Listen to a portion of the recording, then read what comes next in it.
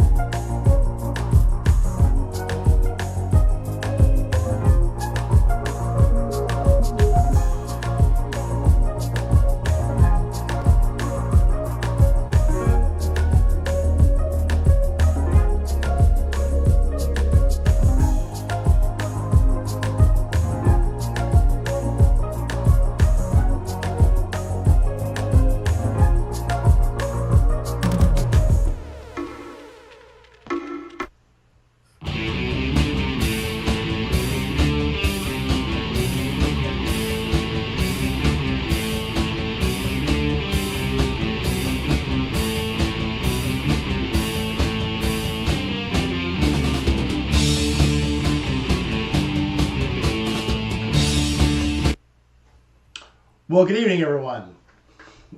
Welcome to a Friday Night with Friends. I'm your host, Randy Ryder. Tonight I have with me Dry Heat Doug and Bleak Rides. Very short. We got some more people coming, but everybody's seems to be running late tonight, so that's okay. Tonight's live, we're going to be talking about how can we make motorcycles better. So everybody has, I don't think anybody in the motorcycle community that rides a lot has a bike that they bought just the way it was and didn't change it. Whether it be adding a seat, adding pegs, paint job, bigger tank, grips, whatever, you make the bike your own. So tonight we're going to talk about what us bikers do to make the bike better. Make it more ours. So I think I have two of the best guys for that because both of you have done videos on changing stuff and talked about changing things on your bike to make it more your own. So, I know Doug is very spirited about a couple things on his new Ghost. So, talk about them. What are we doing? I am very opinionated on a couple of things on the new Gray Ghost. Yeah, and this is it's part of an agenda that was out there that hopefully will be changing soon, and it's the emissions garbage. It's all of the emissions stuff that they put on these bikes and choked out these engines with. And, just common sense. You don't take burned oil fumes and shoot them back into the intake. It's just going to crap everything up.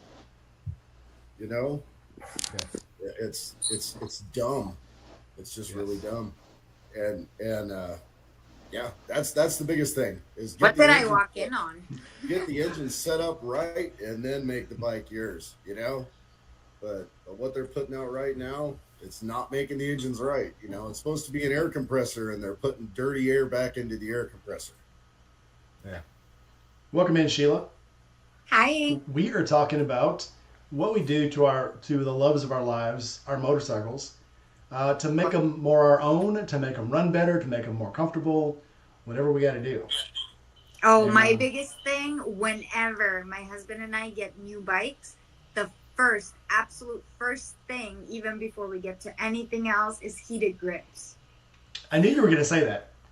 Yeah, that's the very first thing. Because we ride in the rain, we ride in the cold, we ride, all the time. I mean, we have a Jeep, but I told you before, at the beginning of the year, the battery just died on it because we never use it.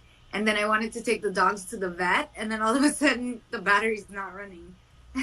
And that's something Harley's doing this year. I don't know if they did it last year or not, but this year on the controls, if you take the back part off of the controls on all the new Harleys, there's a plug already set for putting heated grips on. So there's no rewiring anything. Yep. That's beautiful. Yeah.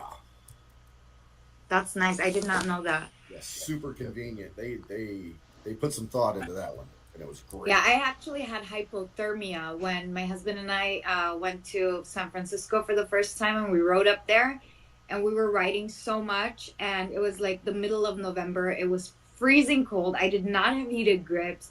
My heated vest ran out of battery, and we arrived after 2 days of riding. We arrived at my mom's house because we no, actually, we went to my mom's house and then we rode around San Francisco, like maybe 300 miles or so. Came back, and that was like, I guess in total we had done like 800 miles. So my body was already like sore and everything. But then when we got back, I actually got hypothermia, and they had to put like 2 heated blankets on me for me to warm up again. And then the next day we rode 411 miles back home. Sounds like it's time to talk a minute. I'm going to invest in that hot tub. Oh, yeah, I would kill for one. I would yeah. risk it all for a hot tub. Would How you do give we up? improve our bikes? We get a hot tub, so when we get home after 800 miles, we can sit in it. So would you give up motorcycle space in the garage for a hot tub? You know, Dumb question, huh? I have had the bikes parked next to the hot tub for a reason. Get off, To keep them strip warm? down, get in the hot tub. How would you even get the space for a hot tub in a garage? I mean, I know not everyone's garage is like filled with bikes, like me and my husband, but it's like there's no way there would be enough space there. Start putting bikes in the house. It's cold outside. They get cold. Yeah, that's it. They get cold, dusty. You can't have them out there, you know, the dew in the morning. It's just not. So We have a towel out back, like by the driveway where we park most of the bikes. Well, the ones that we use. And we actually have like 2 giant towels out there. And we'll either cover them the night before or just to, like dry them up. Yeah. So you don't have that pee stain when you get off the bike. You know, get back on topic. I have seen a couple of different companies that have come out with stuff that eliminate throwing that but that burnt oil back into the engine. They've got some things for the intakes. And I don't know how long they're going to last on the market, but there are a couple companies out there that are making them already. So they got on it before I did. My friend sent me this today. It's been in the negatives here in Iowa. And he's got a new exhaust he wants to fit. So he brought it in the house, brought his bike in the house so he could fit the exhaust. He doesn't have a heated garage, and he's like, well, I want to get this done. I said, I understand. Yeah. We got a nice day. We got to go ride. Yeah, when I got But this I was thing like, back I'm really impressed. I was wiping it down in the house going, yeah, this is nice. Yeah. Oh, yeah. So Sheila, you're in California. Yes. People don't immediately consider, oh, she's in California. Why does she need heated gear? Why does she need gloves? But, so like my Because friend... I think when people think of California, they think SoCal. And, everywhere else in California, oh my God, girl, your tail. Everywhere else in California, it actually does get cold. We do get snow, It's just Southern California is just known to be hot. But even here in the winter, it gets cold. So my friend Steve lives in right outside Los Angeles, between Los Angeles and Anaheim. And one of his favorite places to ride is Mount Baldy. Okay. And he'll leave, down in where he lives down in SoCal. Within an hour, he's in snow. So it happens. So I mean, it's weird. It's weird to think that way because, of course, we know that just a biker girl. She lives in Northern California, and she's always complaining about how cold it is this time of year. Yeah. Moderately cold. But I mean, California's a really long state, so I guess that's not far outside of the realm of possibility that you need heated grips in California. Yeah. I mean, even something as close as Big Bear. Big Bear is like an hour from where I live. They get snow up there. Actually, my husband and I want to go up there this year with the dogs and just go have fun in the snow. We're going to take the Jeep. I gotta say hi to Dragon Paradox. Dragon Paradox. With the dogs, I don't know if I could do the motorcycle thing because one of my dogs is like 110 pounds and the other one's like 85 pounds. And the 110 pounds one, he is so ADHD. He will see another dog and he will bolt. I can just see you ride up teabag backpack, the dog's head hanging out. I've seen some, I guess, people that learned their bike or their dogs and cats learn to ride on the bike when they're young, and they love it. I saw one, the dog jumped on the passenger seat. He gets on the bike, the dog throws his paws over his neck, and then they just take off. Or there's That's one insane. there's somebody else that has one. They put carpet on the tank, and the dog actually, or and the cat, right on the front of the tank. So That's not so outside the road of possibility, but yeah, you just got to start them young. How do we improve our bikes? With a dog. With a dog, yeah. dude, Wow. that's the way. So Bleak, yeah, you've I done got some kind of preps the on your bike before to make it your own. A few of your yeah. bikes. Well, I always start in the same couple places. I'm, you know, directionally challenged most of the time. So without Randy McNally, which will date me, and without a smartphone to guide me, I don't get very far. So one of my first mods is a phone mount, always first and foremost, and I always go for the same one. Which one? Immediate quad lock. Oh Yep. no. Oh yeah. You I'm got two so old against one school on when that it one. comes to that. I'm like all ram all the way.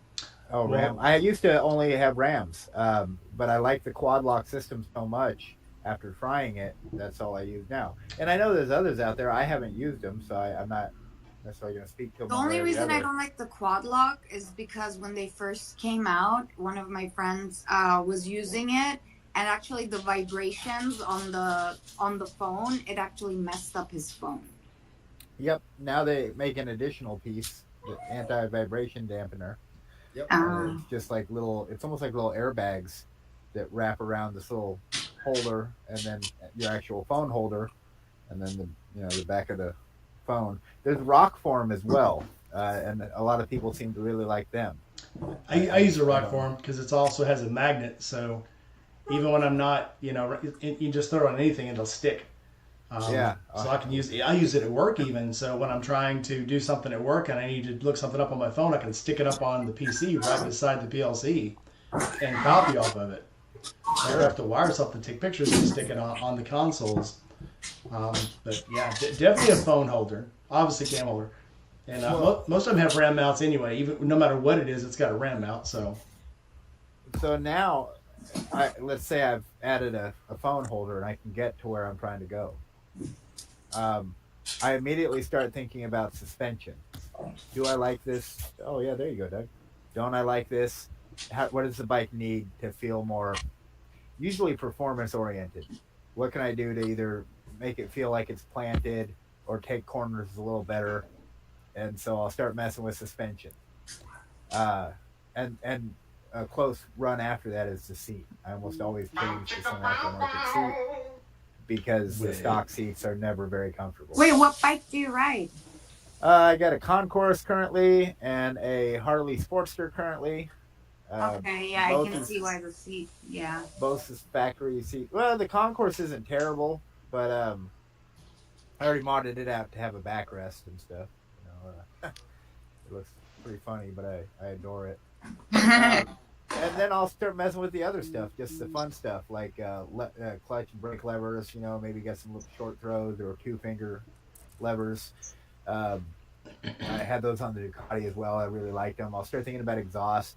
Messed with Acura a bit and Yoshi, and then on the Harley, I got the little Green Eagle slip-ons, and I've done those big 4.5s on the Vaquero. They're like 4.5 inch. Oh gosh, some company I found online, but they made cool slip-ons for the Vaqueros, and they sounded kind of like Reinhardt's, which was fun. But yeah, after that, I don't mess with too much. I'm a big time dreamer, and what I dream of is having enough money to get a ZX14 and stick that motor in my concourse as well as its front end and ride off into the sunset. Why not just keep the ZX14 as it is? Because I love the look of the C10. I just love it. It's just like me. It's like it's a broken duckling. Um, and there's other bikes like that. I'd probably say the PC 800 would fit that category. Um, there's other bikes that are ugly ducklings, and they hold a place in my heart. And so, although I want a lot of the newness that comes with the ZX14, and if I had one, who knows? I don't have necessarily the ability to go dropping that motor in my bike. I don't know what that would entail. I just ride them. Uh, but if I had one, I'd probably just leave it alone and ride it. Um, but I'd always come back to the C10 because there's something. We're friends. We're bonded. That's nice. I saw Sheila moving, and I thought we were fixing to look at some motorcycles. I got excited. Yeah, that's what I Oh, thought. you want to look at some bikes? It's If we dark don't, out. no, though. don't let me pressure you. It's fine. It's okay. Well, She's pretty pol- soon she's I'm polite. gonna have She my doesn't fuel smoke back. in the house. No, no, this is not inside the house. So Yeah, I this know. is, I am. but But then again, I also park the bikes in the house too. this was a patio, and we're closing it up, as you can see. So I got my other Christmas tree here. That one was inside the last time we talked, and then we got a big Christmas tree, and then I just look at. I got all my stockings up for all the animals and everyone. How So many stockings are? She's very Christmassy. there are 8. Yeah, there are 8. one for each So bike. wait. Yes. What do you think you are, the Nick Cannon dog mom? So Jeez. this is my husband. Can you even see? So yeah. That's my husband's. That's mine. That's Josh, a friend who's living with us currently. Then that's Sophie, my 85-pound lab. That's Laszlo, a 2-pound rat terrier. That's Cooper, my 101-pound lab. And then that's Dinah, my black cat that you guys saw last time. And that's Smokey, the girl that was rubbing off on me. So yeah, a lot of people, a lot of lives in this house. Good to see. I'm happy. Wow. Those stockings are gonna be full. What are they going to be full of? The cats can't hear us. So what are they? Treats and toys and all kinds of goodies. Just little stocking stuffers for the animals. I can't put them in now because they'll get to them. If they smell anything, they will rip down those stockings. So I'm just gonna fill them on Christmas Eve. That'd be awesome. Keith has. I don't know if Keith wants to tell everybody, but Keith's got some good news. So I'll let him come back, see if he'll put that up for us. So my bikes, obviously, we'll start with the Sportster because I can't seem to decide on a color for it. I think I'm on my 4th paint job on the Sportster. What? Really? I paint my motorcycles like women paint their fingernails. It's like, I'm bored of this color. Let's go to another one. Although I've had the color that's on it now, I've had on there for a little over a year, so it might stay that color for a while. But yeah, Carlon's stock goes up every time you look at your bike. Well, Rust-Oleum actually pinned some of my videos when I painted it this last time on the green. Maybe that's why I'm partial to this green. I did what was it called? It was called Emerald Green Grass or something weird like that. But then I put that Mirage purple over it. So it has that weird Mirage color to it. And they put it on their, I tagged them in the video and they put it on their website. So they liked it. So maybe that's why I'm kind of holding on to it. But whatever I've got, I got to make it mine. I got to personalize it. So... You know, I was looking into skins because I was supposed to actually, I was supposed to get a new bike after crashing the S1000, but my beautiful husband ended up fixing it. And then I was like, you know what? I want to keep it. But to do a change, because I did have my heart set on a new bike, I'm going to change the skin. So from red, it's going to go to like an ombre bluish purple. So we'll see how that works out. I found a really good kit and it's like $700. And yeah, I'll get back on this what is it called? A podcast or podcast? Sure. Yeah. I'll show you guys when it's done. It should be a little while, but yeah. So I did want to say Keith does want to share it. Keith got his biopsy results back and does not have cancer. So let's hear it. Let's hear it for Keith. Congratulations, man. So, and that's obviously in this group. We've had so many people, and all of us have had family members that have gone down with it. So very happy to hear, Keith. Congratulations, man. I'm very happy for you, and happy holidays. Yeah, it'll make the holidays a whole lot happier. So yeah. Oh yeah. Glad to hear it. That's good to hear.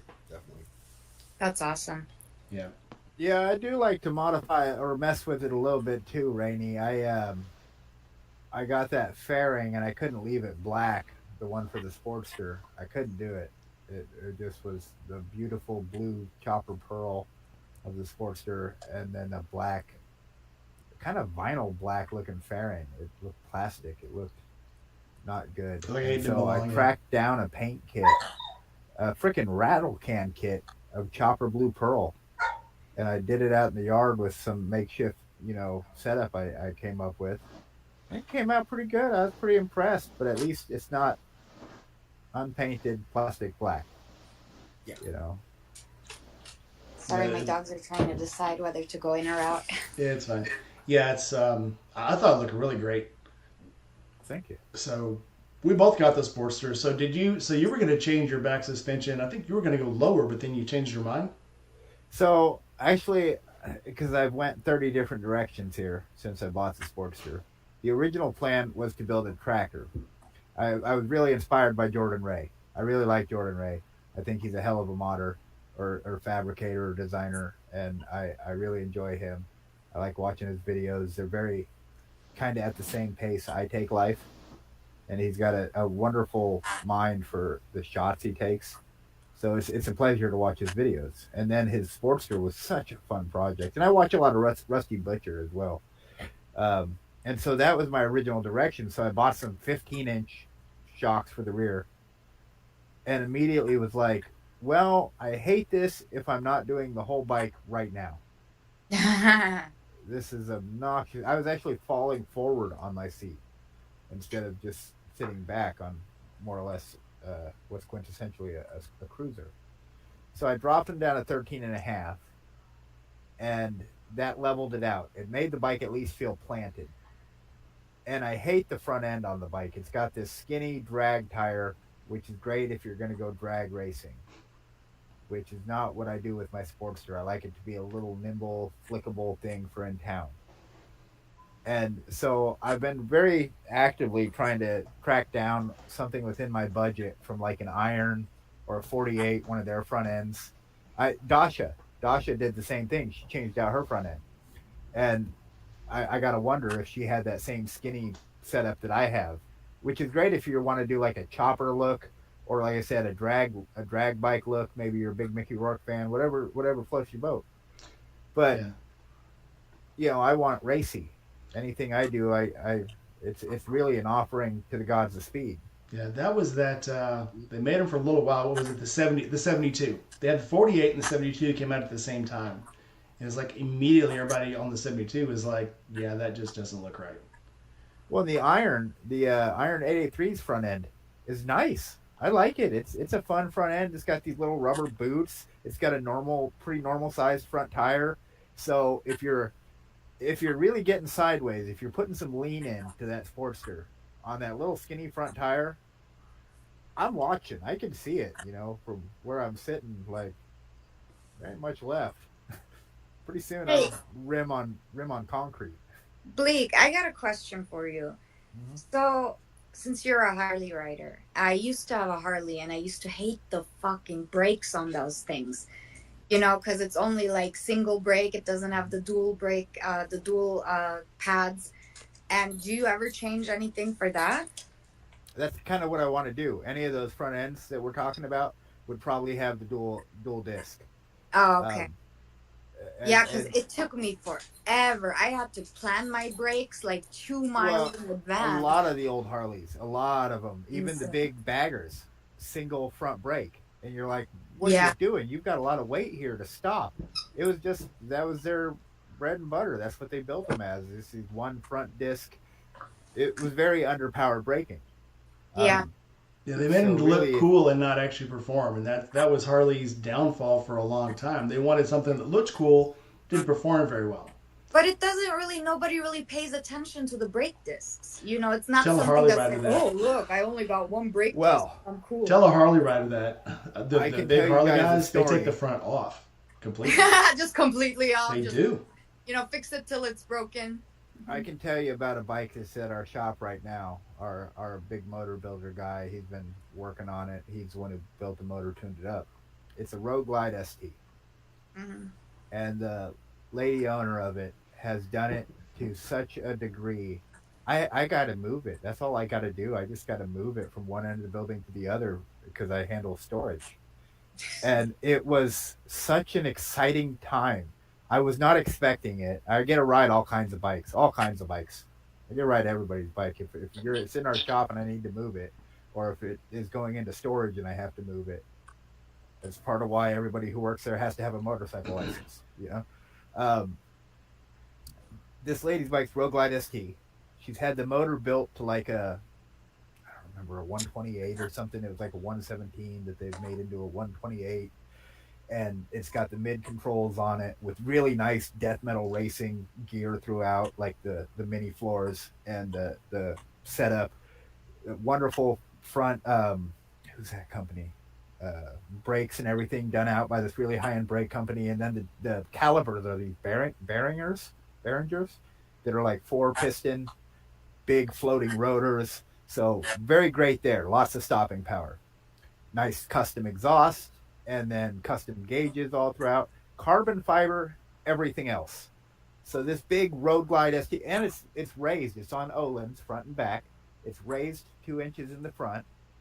Carbon fiber rims, carbon fiber fenders. I think like the only thing metal left on it's the damn gas tank.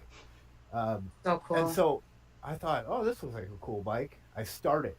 It sounds like a race car to start it up. I'm like, holy smokes. Oh, wow. And as soon as I tap it into gear, which is the smoothest I've ever felt on a Harley, you know, right into gear. Not a clunk, just almost like one of my cowies. Without warming up? Without warming up. Wow, that's insane. And as soon as I started to let the clutch out, it's wanting to move. And I thought, wow, how I'm shaking now. Like, how tight is this tube? Holy stuff. That almost sounds like a dry clutch. Well, it was crazy. And so, like I said, all I did was probably run it 200 feet from one end of the building to the other and turn and pull it into a little spot and plug it into a tender. I was like thinking about coming home and asking my wife if we could open our relationship up because I fell in love with work, you know. Or, motorcycle. How do I ask this customer if I can start dating their bike and get their blessing? And I was like in love, and I thought, man, I'm really hooked on this whole ZX14 idea. But good God, this is fun. I didn't even know one of these could feel like this. Now that said, I'm usually not a big proponent of building out motors. They're built pretty wonderfully by the engineers to begin with, and when you build them out, you take their shelf life down. So you can take a motor that was going to go 150,000 miles with regular oil changes and drop it down to 30,000 because the amount of power you decided to squeak out of it. And I'm usually not a big proponent of that because I like to ride them and I don't like to spend a lot of money after I buy them. Not a lot of guys know how to do them right. Yeah, I see a lot on the M8 forums. The M8 forums are always talking about, oh, you know, anybody else have this problem? Yeah, this bolt cracked and all this thing came off the top and all this. And everybody's like, well, you know, what have you had done to it? Oh, I got a stage 4 on it, man, and I tear it up, man. That thing goes, you know, 0 to 100 in like 4. Hold on. Okay, you just explained why your bike is breaking. This bike was meant to be fun, meant to cruise on, was not meant to, and I tried telling him, it's like, if you're going to run the bike like that and you're going to race it all the time and jump off of every line, you're going to have it rebuilt a lot, plenty of times, because that's not what it's built for. It's not what it's made for. If you want to race a Harley, just get a Buell. If you want to race a Harley, pay a mechanic a whole lot of money and they will take care of it for you, but you're going to see that guy a lot and he's going to take most of your money. Your kids better not plan on going to college because you're going to lose all your money.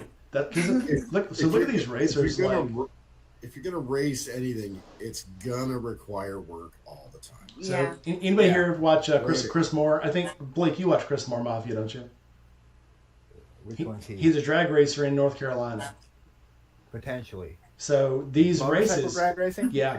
If you watch these races, they'll run one race, come back, maybe run one more, but if they're running that big turbo one, every run they make, they come back, pull the entire clutch pack out, measure every plate, measure every friction disc, any of them that are over a certain caliber, and they have like a little slide now that they'll take them out and slide them through this fork. And if they don't catch going through the fork, they change the plate every run. So you're looking at one run on that bike, and that bike has like 500 horsepower. Every run they make, they're changing probably half of the friction discs. And every probably 4 or 5 runs, they're changing all of their steel plates because you destroy that bike when you run it like that. It'll do it as long as you keep it up and keep tuning it and keep changing all the broken parts. The chains I only didn't know last him 2 by or 3 name. runs. I didn't know him by name, but I recognize the bike. I've most certainly seen it race a couple times. Now I know who he is because I recognize that stretch about anywhere. Yeah, Um, Melania. is that the That's Busa? that's the yellow, the highlighted yellow. Oh, the blacked out, stretched out. Well, he's got 2. He's Busa got the black one, and then he's got the highlighted yellow one. The highlighted I've yellow seen one is that race, Melania. and oh, Yeah, beauty. that. So funny. I love the Hayabusas, but the only thing I can't get past the ugly, you know? That I just can't get past it. And I have a friend in Florida. He has a whole gang of Hayabusas, you know, like they wreak havoc. But oh, they're just so ugly. I think Well, once you that's- get into it's like high heel shoes for women. They're extremely painful, but since they make you look better, they put up with it. So that's the flip flop.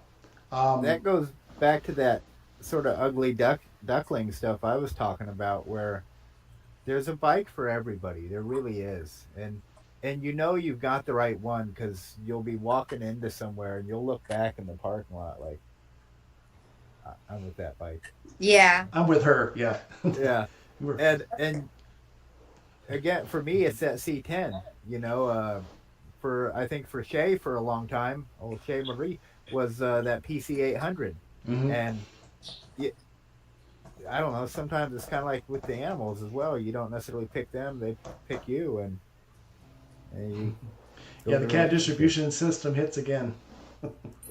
I feel like the only bike that's ever picked me was my Iron 883, my first bike ever, because I went to Harley and I wasn't even planning on getting a bike for myself. We were going for my late husband, and then I ended up just falling in love with that bike and had to get it towed because I didn't know even how to drive yet. Like I didn't know how to ride a motorcycle yet. Same. I bought my first bike. I didn't have a license. I didn't know how to ride. I walked into a dealership. I didn't necessarily know what I was looking for, and I came across a Ducati Scrambler, the Cafe Racer from that's 2019, the blue and silver. I sat on it. This is incredible. Like I'm meant to ride. I meant to do something with this bike. All right, sir. Let's do this paperwork you keep talking about. And Paperwork. figure. Yeah, I did a loan. I didn't buy it outright or anything. You know, Oh. I got some loan work done, and 3 days later, I had to have my best friend who had been saying you need to get a motorcycle come with me to pick up the bike because I didn't know how to drive it home. You know, but it was a learning process after that. He showed up that like very next day, I think it was the weekend, and was like, grab your bike, let's go. We're gonna go to the parking lot. We're gonna start learning some how to rides. That's nice though. You had someone right away, like right off the bat to ride with. I didn't really have anyone to ride with. So it got kind of like lonely a little bit. But once I started, you know, finding my gang, finding my group, it's so much fun. Riding in a group is such a therapeutic feeling. And it's like, it's a thing that it's like, it's introverts can do it and extroverts because it's a social activity, but you still have your own little bubble, you know? Mm-hmm. So there's no awkwardness, there's no nothing. It's like riding really is for everybody. Sheila, that kind of brings one of my, so on YouTube it will throw up recommended topics for live streams. One of them is the unwritten rules of group riding. So I want to make sure I get you on that one because I'm actually there are some people. Group rides are like tequila. Some people love it. Some people tried it once and will hate it for the rest of their life. So not everybody. I hear some people say I will not ride in a group. Period. And then some people just love it. And I think one is the crowd. Two, it's if they all do the same kind of thing you do on a bike. So, but when that bring that, we won't get into it much now. But when I bring that topic up, when we do have that live stream, I want you to make sure you're there, because you probably are one of the few people who I talk to that say yes, I love group riding. So, but we'll come back to that. 1905 had a question for me. He asked me, have I tried putting wraps on my bikes? I almost got one for the BMW because there's just so much acreage on that bike that I didn't want to try to take it apart to do anything to it, to paint it or anything. But we've all seen the weird skins that people use. Some of them look great, some of them look awesome, and some of them, like, do you guys remember when Flip Na had the bike that was it was a Harley dealer bike, and it was like this weird orange and had eagles all over it, and it was just So really tacky. weird looking. But it was a dealer bike, and the dealer bike, he was riding it, I think, out to Sturgis, so he wanted to borrow a bike from the dealer, and they gave him the ugliest bike in the dealership to ride out there. So I don't know. I guess it's just one of those things that you've got to find the right one, and I couldn't find the right one. If I did, because I like my bikes a flat color, and the only thing I'm going to put on there as far as decal wise is the name of my my channel. So I don't know. I probably won't do a wrap on the bike unless I just maybe find the right I was one. I thinking guess. about putting my doggies' names, like the pets' names, the babies. I use a company called I like that. Turbo Vinyl to make my stickers for the bike. So somebody's home. I don't think they like that idea. It's a good thing that I got you guys in my earbuds right now, or else my four-legged idiot would be joining right in. Joe! What's happening, everybody? Welcome in, Joe. Do you know what we're talking about yet, John? Let me fill you in. We're talking about ways to make your bike more yours. Whether that be to make it more comfortable, faster, or just to make it more yours. What do you do to your bikes? What have you done to your bikes to make them more Joe? That's easy. Be on it. No, seriously. That's what the dog did. Yeah, well, Flush. What about No. advice for the girls out here? You can pee So, on your bike too. I mean, why not? Yeah, you can. I mean, it may involve a step ladder or, like a porch or something, I mean, You're not that That's all short. it You is. can reach over the tire. you got to use your imagination here. Be creative, all right? But no, I mean, like, wow, that's a very open-ended Yeah. concept there. I mean, well, let's see here. Some people put 10,000 boogie lights on their bike and everything because they think it looks cool, and they got to be rolling around in their own private little cancer node, from all the RF frequency noise they're generating. Rainy, you're keeping those lights, huh? Yeah, you didn't see that last video, did you? Oh, I forgot. I got them working, and they're fucking awesome. Hey, they look all right. I like them. They're not overpowering. But go ahead, Joe. I digress. I mean, now, granted, the ass end of Destiny looks like a damn Christmas tree, and you know what? It works on that bike because of the era that bike's from, and with the accessories that's on that thing. Everybody looks at it and they're like, "Wow, that looks like an old man's bike." Well, it's because it is. I'm pre-gaming here, all right? Just work with me. But I mean, I swapped everything out on that thing for LED, and it was kind of a twofold thing. Number one, it was to, keep the stator from screaming, "Help me," from the power draw, but also LED stuff lasts forever, and typically it's brighter too. So, it's a win-win. But, I figured, hey, if I got it on there, I want to be able to have somebody see me. So all of my brake lights and everything have all got strobers in them to where if you're behind me, especially at night, you're probably going to catch epilepsy. But, they can't ever say they didn't see me. But, like on my Roadstar, everybody knows it is the Bastard Glide, so you can draw your own conclusion there. I mean, that thing, it's a Heinz 57 bike. I mean, it's got Harley parts on it. It's got Honda parts on it. It's got stuff I fabricated. Yeah, basically all the leftovers and stuff that was catching dust in the junk drawer, it wound up on there. But it wound up on there for a reason. I mean, I wanted my bars a certain way where it was comfortable for me. I don't care if they look like Dynabro bars. Hey, they're comfortable. They work for me. Who gives a damn what it looks like? First But, of all, like you have a drawer. We're looking at the shelves behind you. I'm talking. Well, wait. Hang on. I do have drawers, all Doug. I do. usable. Yes, but no. When I say junk drawer, I'm referring to the shop stash. Not my personal hoard back here in the back. Okay. There's stuff up here in the rafters that belongs to vehicles I've not owned in 15 years, but by damn, I've got it, and one of these days I might need it. Oh my You God. are the epitome of a friend, because when that one thing goes, like, oh, the ignition went out on this 89, this Heritage Softail. I think I got one back there on the shelf where the guy changed it out for one of those little etch deals. Here. I thought about asking Joe about how to get those lights. I know you're working making a because I joke at couldn't get that, them but running. Doug, you're actually true. spot on. I've got that shit. It's not a joke. That's actually a true thing that happened with me.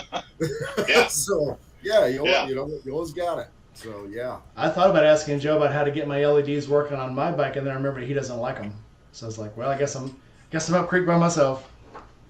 Well, let me back up here. Whenever it comes to boogie lights, if somebody would actually think of a practical way of mounting them whenever they're doing their install, wouldn't be that bad.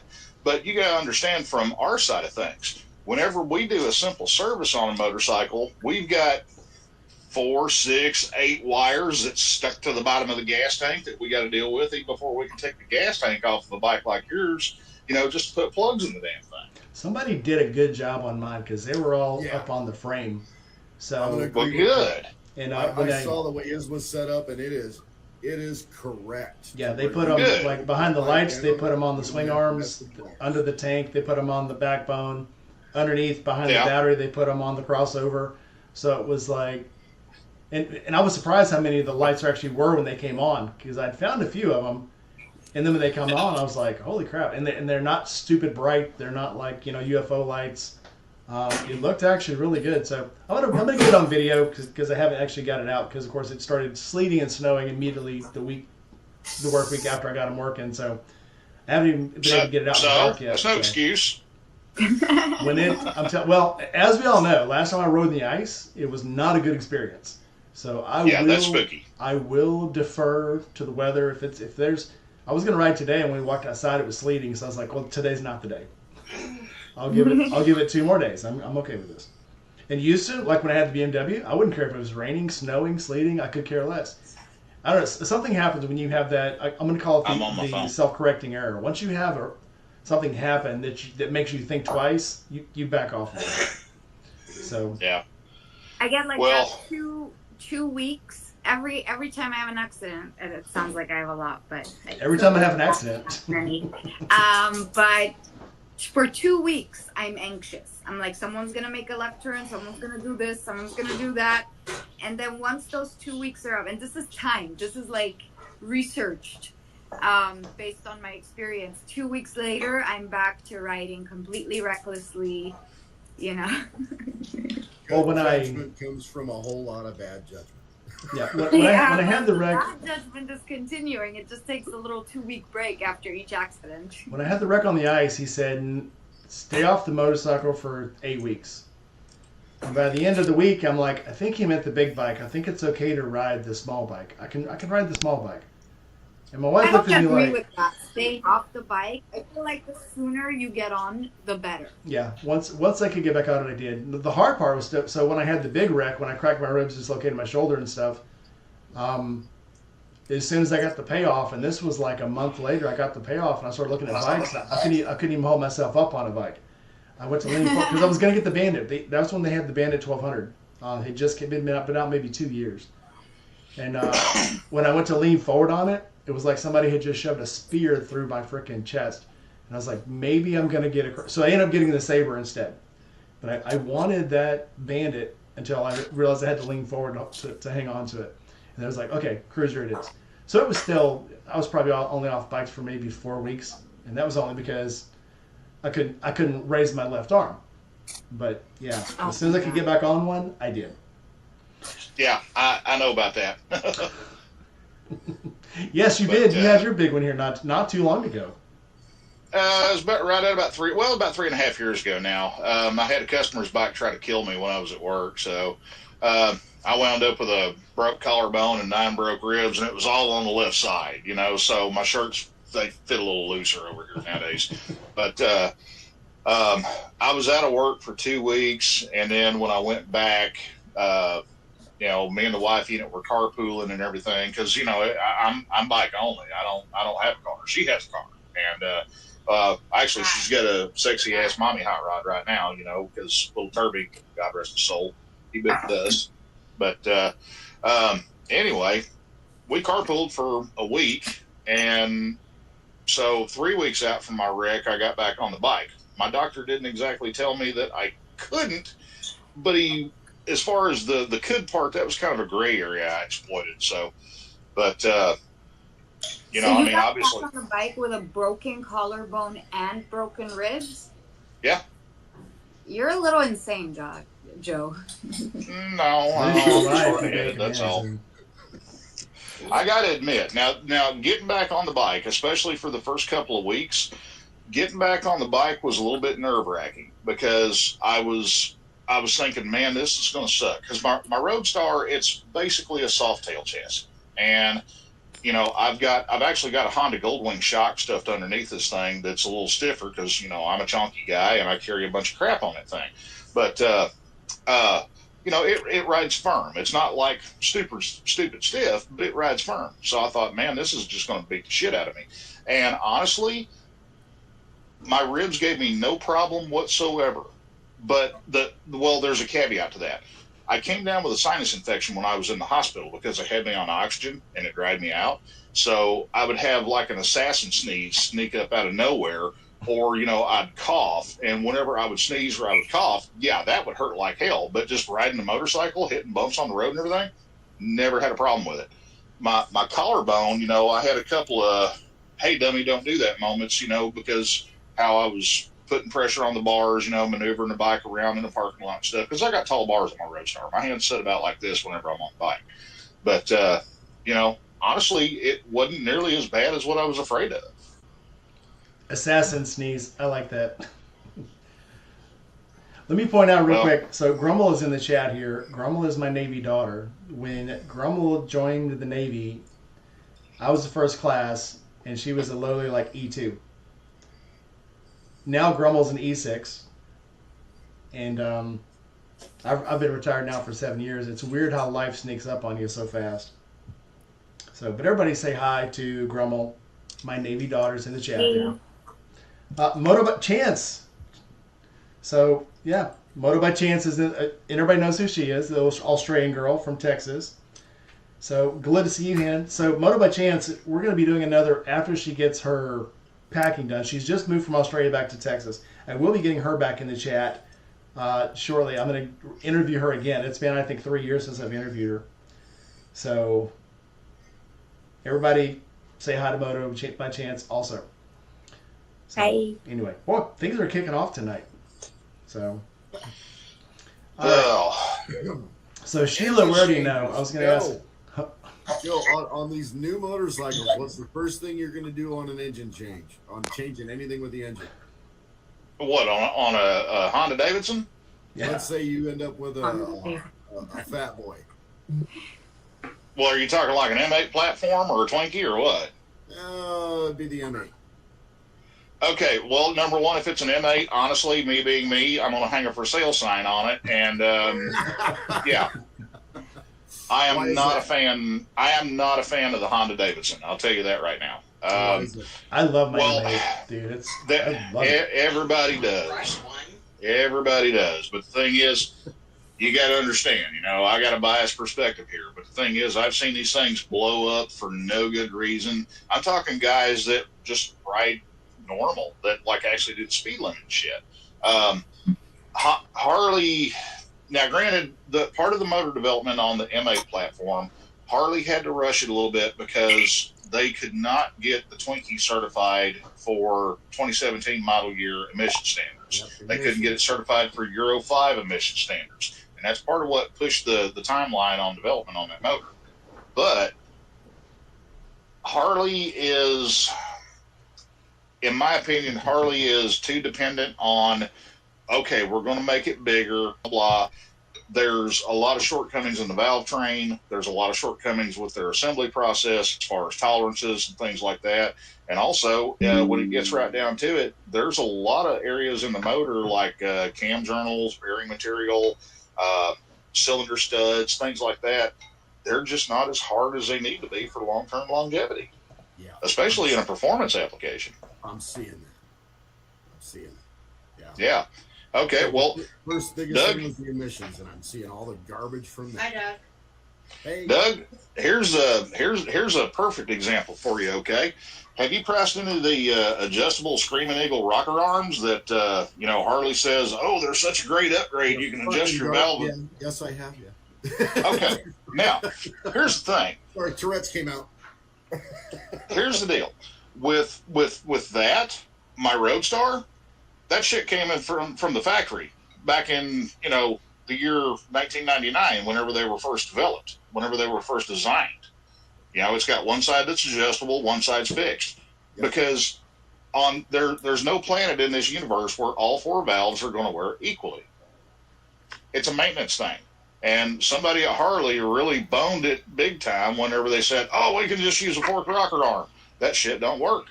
Yep. And that was when the money-making maintenance books came out. It was all about making the money by replacing parts.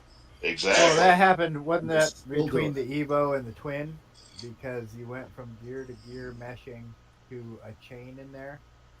Oh, don't get me started on the Twinkie. Yeah, you added a chain where a chain did not exist. Yep. Gear to gear was about perfect. There was a little slop.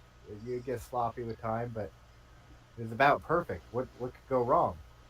2 gears, 3 gears. Exactly.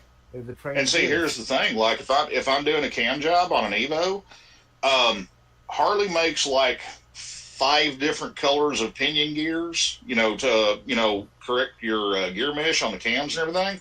Well, any aftermarket cams you get, they're patterned predominantly off of the Harley red gear, as far as those tolerances go. Man, I've got a stack of camshaft gears from Evos at the shop and everything that have never been used. They're just sitting in a box because I press the old gear off of the original cam and press it onto the new cam. That way you still maintain your gear mesh. That way it doesn't whine. It works. Interesting.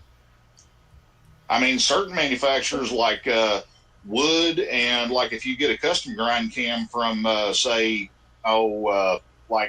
Web Camshaft, or like back when Orient Express was still doing Harley cams, you'd get a cam in a box that didn't have a gear on it. We sell the shit out of them Woods. Wood, fun little factoid, Wood doesn't make those cams. Wood has those cams ground for them by Andrews to Wood specs. So I did learn at the Barber Museum when I was talking about the original Road Glide or the Road King. Shinko made most of those motorcycles back then. Shinko sold to another company, but then Shinko still makes Harley parts. Whoops. So most of those Harley parts by Shinko still come from Japan. It's still a Japanese product. Shinko or Shawa? Showa. I'm sorry. Shawa. Yeah, Shinko's tire. Okay. Shawa. There you go. Have I mentioned this Friday? My brain's fried. But thanks, Joe. Hey, it's all good, dude. I'm right there with you. I'm coming up on day number 6, and my brain is pudding at this point. But Joe knows what I'm talking about. So I still think it's funny that, and I love that bike too. If you ever get the chance to go to the Barber Museum, the bike is there. When you first look at it, it looks exactly like an old 50s Road King. Yeah. And when you get closer to it, it's a Rodaku, which in Japanese means king of the road. That's cool. One of these days I'll wander up there.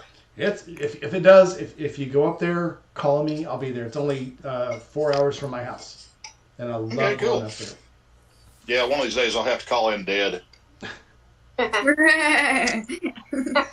So, just a biker girl.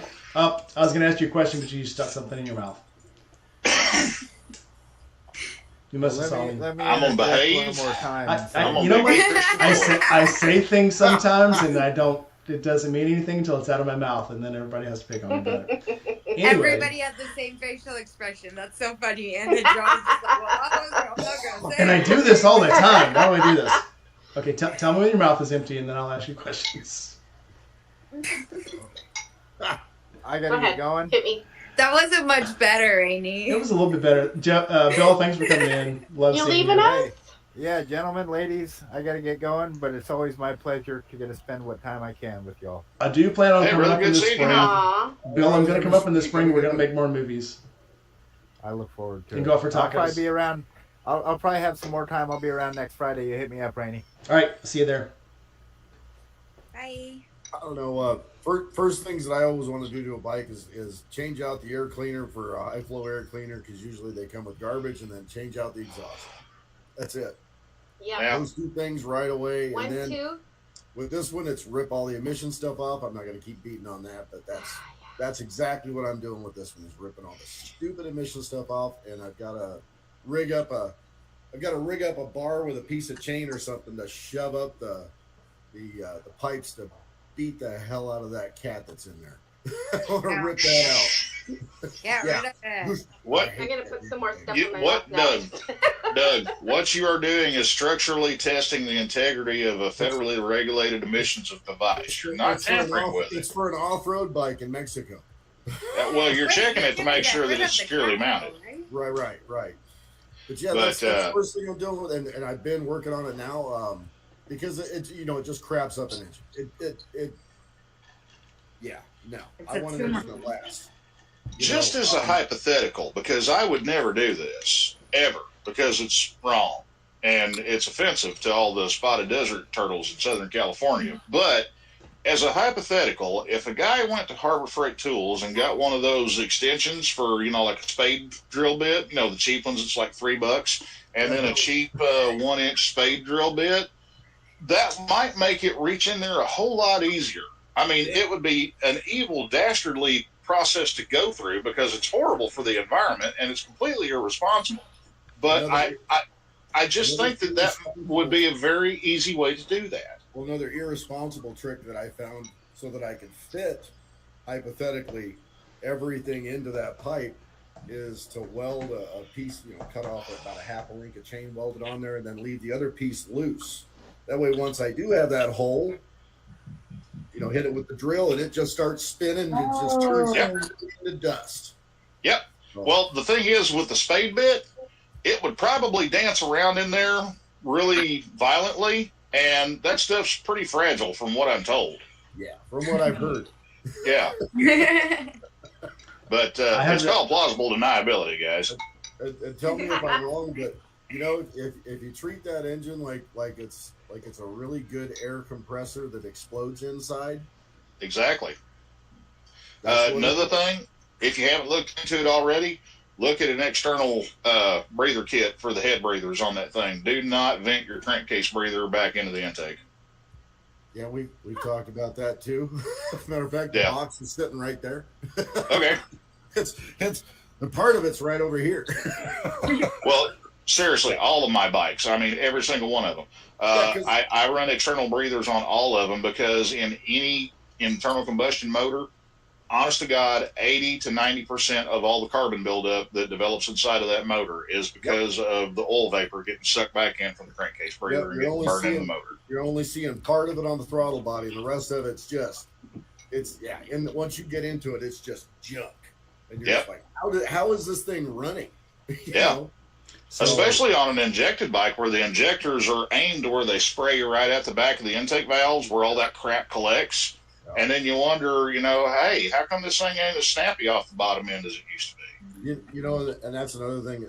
One of the things that I've already done, actually, is I switched out the plugs, put the platinums in, and I index these. I know that you don't really have to index plug in, but, it's going to burn cleaner, and it's going to burn all that crap off of there, too. It's going to help with that. So if you don't know about indexing, look that up, people. Look it up. That's good to know, because the last time I took the Beamer into the mechanic, like the BMW mechanic, he got so mad at me because of carbon buildup. And I'm like, I didn't do anything. And he's like, you're not supposed to take that bike to 14,000 RPMs. And I'm like, dude, that's not what I've been doing. I ride pretty, responsibly most of the time, Wait a minute. If I am at On Mondays. On Mondays. I'm What in he first said gear, didn't make I'm any not in sense. second gear. Help me out here. What kind of Beamer are we talking about again? An S1000R. Okay, I assume so when you said 14K. this would be my Oh reply yeah, to no, that. it's not a Harley or anything. Okay, well, this would be my reply to that. Okay, it's like, hey, jackass, they built the bike. I'm just using it. You know what? I was so dumbfounded. I didn't even know what to say. I'm just like, I've never met a mechanic who yells at you for fucking up a bike. Not that I fucked it up, but usually they will fuck shit up for you, so you come back. I mean, right? Sounds to me like you need to find an actual technician Yeah, and I not a was damn gonna part say- swapper. Sounds like it's a gonna be mechanic the that doesn't know what BMW, he's because doing. They do the, well, I don't know. Yeah, I'll think about it. I mean, the only person I go to who's like a mechanic, like on their own, is to take the Buells, because not everybody will work on the Buells. But like for the BMW, I take it to BMW, and then my husband does most of the work on the bikes, but whenever we need to like reset system or something like that. And Rainey, you told me you got something for me. I want to take you up on that.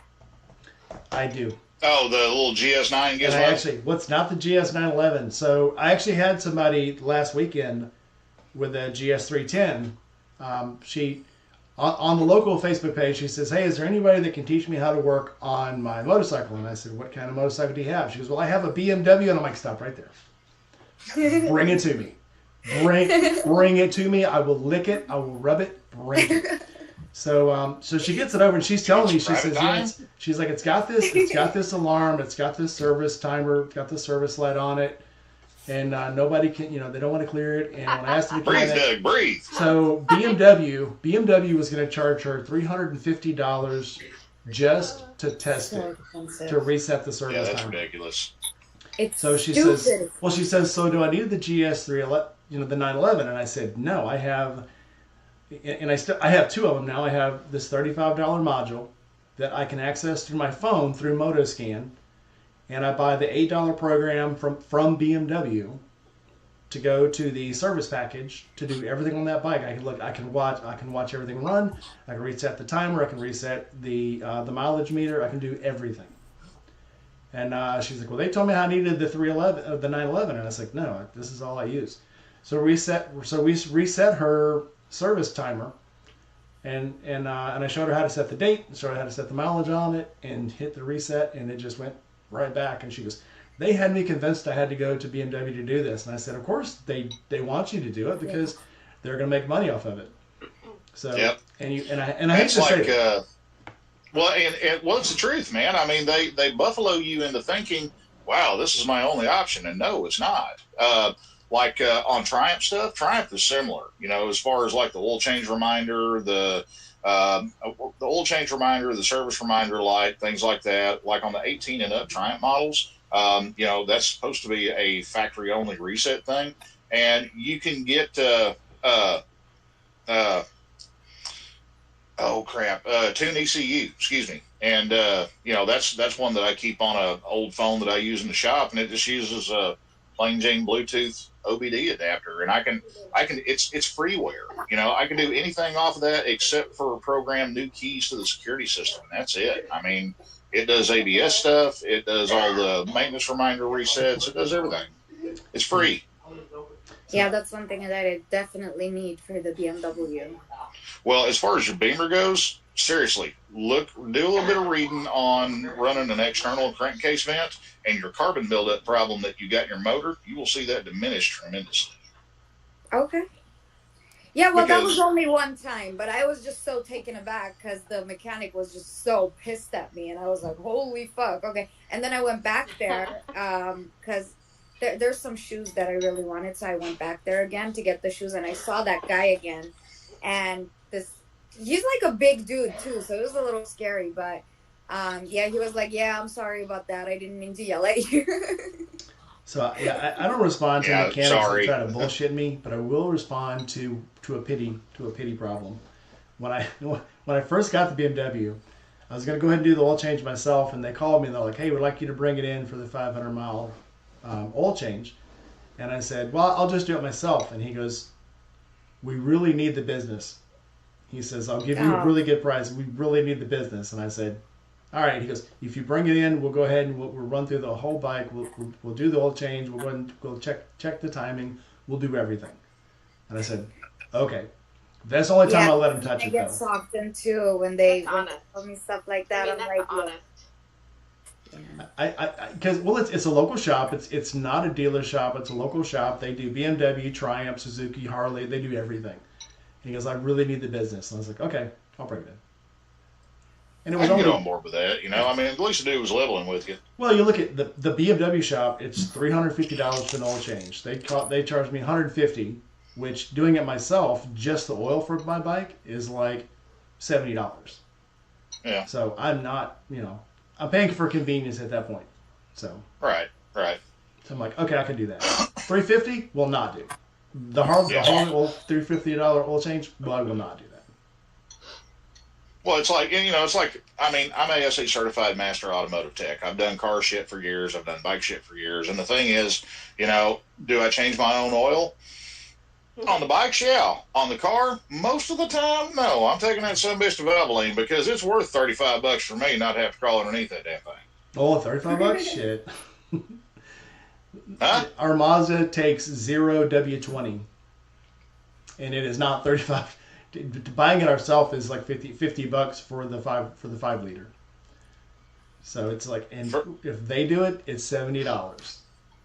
What kind of unicorn tears are you feeding this Mazda? Yeah. Synthetic 0 W20. unicorn tears. Something that a lot of folks don't realize, the SuperTech branded motor oil that you buy at Walmart, that is actually refined and packaged for Walmart by Ashland Petroleum Company. Ashland Petroleum Company is the parent company of Valvoline. I do love Valvoline. It's good shit. Okay, I will check it out then. Yep, my Harley oil, the Harley change kit I got had a filter, 2 O-rings, and 5 quarts of 2050, 2 quarts of, was it 2 quarts of transmission? Yes, 2 quarts of primary and 1 quart of transmission.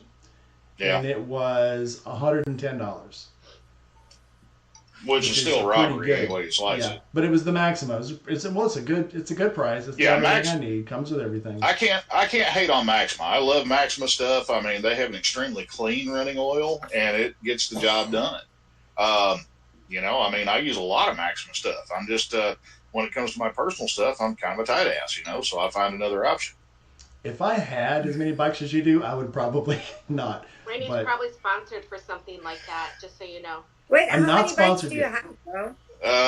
Okay, well, I got the Roadstar, I got the Tour Glide, that's the new kid on the block. Yeah, that's my new 40-year-old motorcycle. I've got a 94 ZX11, I've got an 85 ZL900 Eliminator, and then I've got an 87 Yamaha Venture Royale that's in hibernation right now, and then my BMW, I have a 2001 K1200 LT that is slowly rotting into my backyard, and I would love to accelerate the process because I have zero care for that bike. I have no love for that bike, and I will be glad when its last molecule finally crumbles into dust and returns to the earth from whence it came. I've been That looking is for a so K1200 savage. for about 20 years. That's very damn true. Didn't hear you. Is it in good shape? Because I've been looking for a K1200 for a really long time. Don't tell me you let it die. Well, I mean, it's weathered, I mean, all the vinyl on the seats was sketchy whenever I got it, and then it's degraded from there. I mean, it needs the seats recovered and everything. Mechanically, it's in good shape. It needs a grip because a couple of hurricanes ago, my awning that I had on the back patio, it wound up getting blown over, and it caught the edge of the hand grip, and it tore one of the grips. But all the brake lines have been done. I replaced all the brake lines because if you know K1200 LTs, you know about the brake line bugaboo they had. So all the brake hoses have been done. It's got a new rear rotor, got rid of the clunker. Clutch is solid, it's not slipping. I drilled the weep hole on it and everything. It mechanically, it was okay. It's just that bike had zero soul to me, and I absolutely despise the way you get zero feedback from the handlebars and the front end on that thing. But Joe, why don't you just put it on Facebook Marketplace then? And at least, you can get some money for it, and someone will probably really enjoy that bike. I've thought about that, and then again, I've kind of gone back and forth between, putting it back on the road, and that bike's really not that big of a priority for me. I mean, one of these days I may do something with it. Just sell it as is. You know, Just set a price or, best offer, and just get rid of it. yeah, well, like I said, here's how that bike got parked. Okay, I bought that bike when we were still living in Tennessee, and I brought it down here to Florida when I took a job down here, and we moved down here. And I rode it all the time. And when we bought our house here, it just so happened that where we bought our house at, it's like 7 blocks away from the dealership I was working at the time. Whenever I moved down here, and at the time, I didn't have.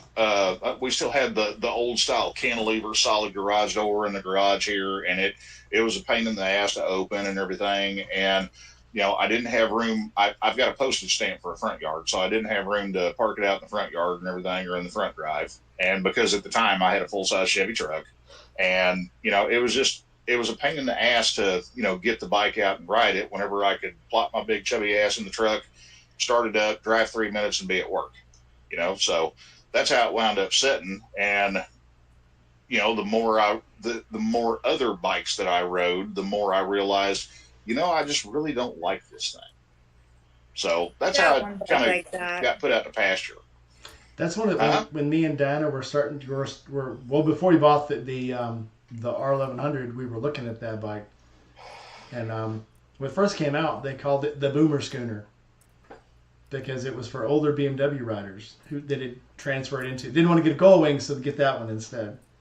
Yeah, but I was in love with that bike. Do you remember the commercial that had an older couple, and they were riding through the mountains, and he kept leaning it over and scraping the exhaust on it, and the tagline was 20 years of marriage and she holds me tight as ever. Because every time he'd go to lean it over, she'd grab him. But I wanted that bike for so long. Somebody's gonna love that bike. So yeah. Well, this one's like the two-tone champagne and silver. I forgot it's got a new windshield on it. One thing that's kind of odd on this thing is how the second gen 1200 LT had the power center stand. Well, the first generation didn't, and this is a heavy damn bike. Well, I don't know if it was the guy that I bought it from or somebody else along the line, but somebody actually put some damn good work into this. It's got a double action hydraulic ram that's attached to the center stand on this thing, and it's got an itty bitty little hydraulic pump that mounts on the inboard side of the right side saddlebag. It's got a little rocker switch on the handlebar where you want to put it on the center stand, hit a button, it puts itself up on the center stand. But the thing is, it's one hell of an anti-theft device, because if you don't have the key for the bike to turn it on and give the pump power, you ain't getting that damn thing down off the center stand. You are going to have to drag it wherever you want it to go. That sounds because the hydraulics lock it up. All right, just a biker girl, you finished putting things in your mouth? So, what do you do with your bikes? I got a buzz on you. So what do you do with bikes after you get them to make them your own? Okay, so I have to agree with Doug. First thing is the air cleaner. Second thing is the exhaust, right? Third thing I do is I get a seat that fits me, and I put new bars on it. So something that is a little bit of a cheater. It pushes me forward. It kind of cups the butt just a little bit. And then I prefer a bit of a mini ape feel. So I love the mini ape. Factory 47s, the 14-inch apes, because they pull back. As a chick, they pull back, and then I'm not riding with that, super forward control position where everybody's like, oh, it's a chick on a bike. I can sit straight up and down, and I can put 12 hours on without fatiguing my back. I'm the opposite. The first thing I did on my 883 was to put those drag bars in there. That was the first thing I did. I tried the drag bars on my Sportster, and they gave me indigestion. So, yeah, just too much leaning forward. When you get older, things happen. I was going to say that, but yeah. I bought four sets of bars for the Sportster, and I ended up going back to the 10-inch minis because they were just so comfortable. I hated them when I first got them, but after I went through MX bars, drag bars, and I can't remember what the other ones were called. They weren't flat I track, but think they I kind of looked still like flat have track. my handlebars from the old Harley in the garage, even though I don't have that bike anymore. Yeah, but you know, it's just yeah, I suppose they're not as fun for ripping around, but it's more for like eating miles, I guess. You know, if you're going to be going for a long distance, and you really do need to have a bit more of a sitting on a couch or your lazy boy type position. Um, it was comfortable at the time. It's I put him on my husband's too. He liked his handlebars, but again, he's got more of a reach. But I put the Bad Boys. I like Bad Boys. They're based out of LA. If anybody's tried them, got the nice gel anti-vibration seat. You can choose the color of the seat, the color you're stitching. You can have it customized, and they'll actually, you know, I'll give them my dimensions, and it's narrower in the front, all of that stuff. So a little shout out to them. I ended up putting. So I forgot about this until Bleak said it. So when I went from 13s to 15s, and every time I'd hit the brakes, I felt like I was going to slide into the gas tank. So I ended up buying the extended lizard skin tank that had a little rise on the front. But now I have this thing on it, and I swear to God, it's a huge black couch seat with white roll trim on it. It looks like it came right out of the 60s. It looks like it came off of an old Honda Dream, but it is so comfortable. Oh God. It is, but it's, and that's what we get back to. When you're young, you want things to look cool, you want things to look awesome, and then when you're older, you want things to be comfortable. And as ugly as that seat is, it is so freaking comfortable. So, and I don't I get about the looks part. I do want my bike looking good. I really do. Compared to the rest of us, you're still pretty young, so trust me. When the back goes, the hip goes, the knees go. Let's see. Maybe I'll get wiser with age, and I won't be as vain about my bikes. No. It's not wise. You finally realize. So when I was younger, man, I was like, I didn't care if I was uncomfortable, because you could lean over on that bike for 5-6 hours. It didn't hurt. You know why? Because your back was only like 20 years old. Now, I don't know. I was in a lot of pain when I did the San Francisco ride on the Harley, and then I did the same ride on the S1000, and it was like I could have run a marathon that day. well, when you get older, you won't recover as fast. So trust me. Well, that's what I'm saying though. With the life. Harley, I was dying. Well, it was an 883 too, so, and I'm not gonna beat them up too bad, but 883 is a. Oh, and I had taken the windshield off. I also didn't have fairings, by the way. Oh, there you go.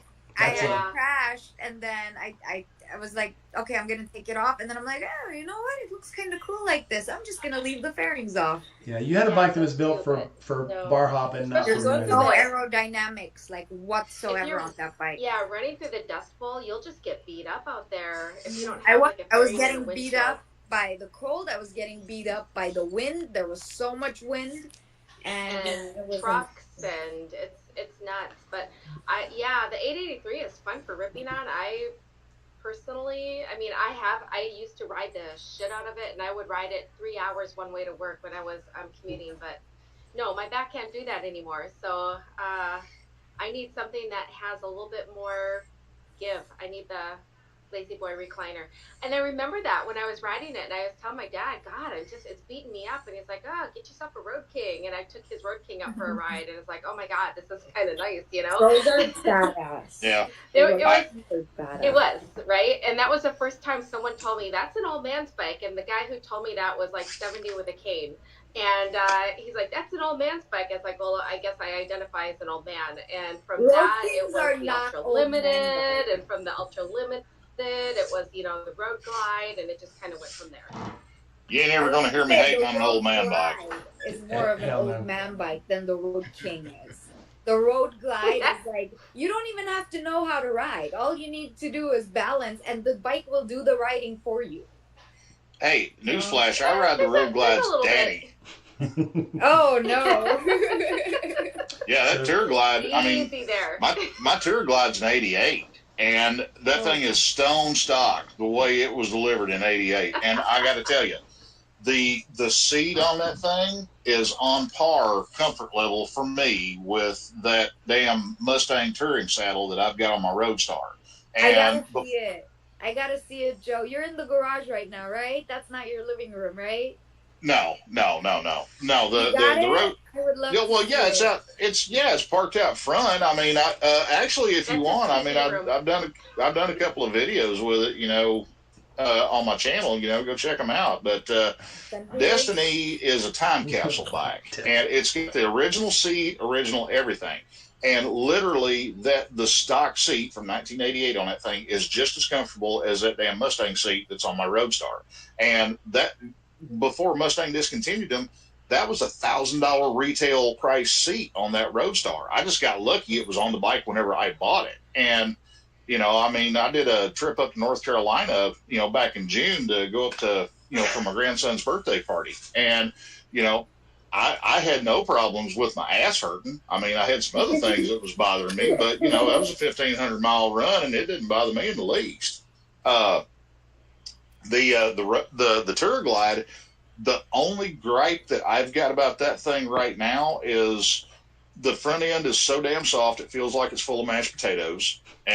But then again, we're talking something that is original from 1988, and I doubt it's ever been serviced because I bought this bike from the second owner, and he had owned it since 1991, and I've got all the service records that he has, and I haven't found anything in there where anybody has ever serviced forks on the thing. So for all I know, the oil that's in there is 40 years old too. Oh my God. Yeah, but there's change a coming. Let me put it That's that a way. pain in the ass to change too. Like No, my They're stone friend came simple. here and he has a gold wing and he did that. He did the whole service on the forks and he was there for 8 hours, I think, taking the whole thing apart, then couldn't put it back together Only again. the first time. Don't let him work on He your was bike. watching so many YouTube Took him videos 8 hours. of Don't let him everything. work on your bike. This is I your mean, I'm sure mechanic you're that. used to it. You probably do it in your sleep, Joe. But like, from Unfortunately, I yeah. was not. Sheila, is this the mechanic that tells you don't go fast on a BMW? No, this guy's not a mechanic. He's just some pilot guy from Arkansas. Oh shit. Yeah, no. Which is another one. Which is another bike where I just can't get over the ugly. That's the second bike. Well, that's your problem. You got an Arkansan working on it, but he's an expert in the wrong field. I'm gonna tell him you said that. He'll love it. I'm from Arkansas. Hell, Are you really? yeah. Where at? Well, I was born in Ozark, but I grew up in Van Buren, right there on the Arkansas-Oklahoma state line. Okay. I have a house in Hot Springs. Say what? I have a house in Hot Springs. Oh, cool. Yeah. Oh, I'll be right back. Hold on. Still, sorry, trying to sell it. Anybody looking to buy a house, call me. Well, see, here's the funny part. Me and the beloved wife unit, we're both from the same hometown, and I sound bumpkin as hell because I am. But she has the most vanilla delivery. She has zero accent whatsoever. She's from anywhere and nowhere. And I am her greatest shame, especially whenever I speak in, a public venue or whenever we're at a work function for her. But she's got a really good excuse for it, though, too. So Really? I love your accent. That southern accent. It's such a chill vibe every time. that's the thing. I don't see myself as having an accent. I mean, I talk normal and I sound normal, and everybody else sounds weird as hell to me. I say that too, Joe, until somebody says, "Oh, you're from Minnesota, eh?" Our neighbor in Tennessee, she was from Minnesota, and she could say hi, and you'd be like, "Oh, you're from Minnesota." My son-in-law, I swear to God, he sounds like an episode of Fargo. He gets so excited, and then it's just adorable. I used to work with this guy that was from South Jersey. I swear to God, when he was a baby, the first word that ever came out of his mouth was cannoli. He was so South Jersey.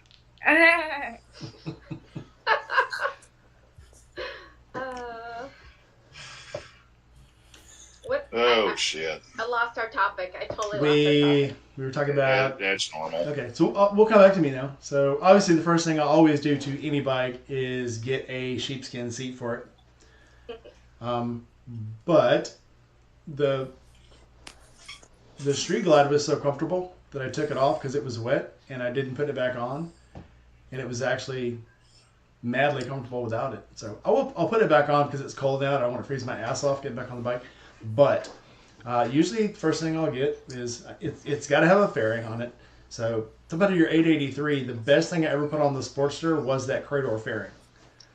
Took that little sport, I think it's called the Sport Cowl, and I took that thing off. Yeah. It's basically a little brow over the headlight.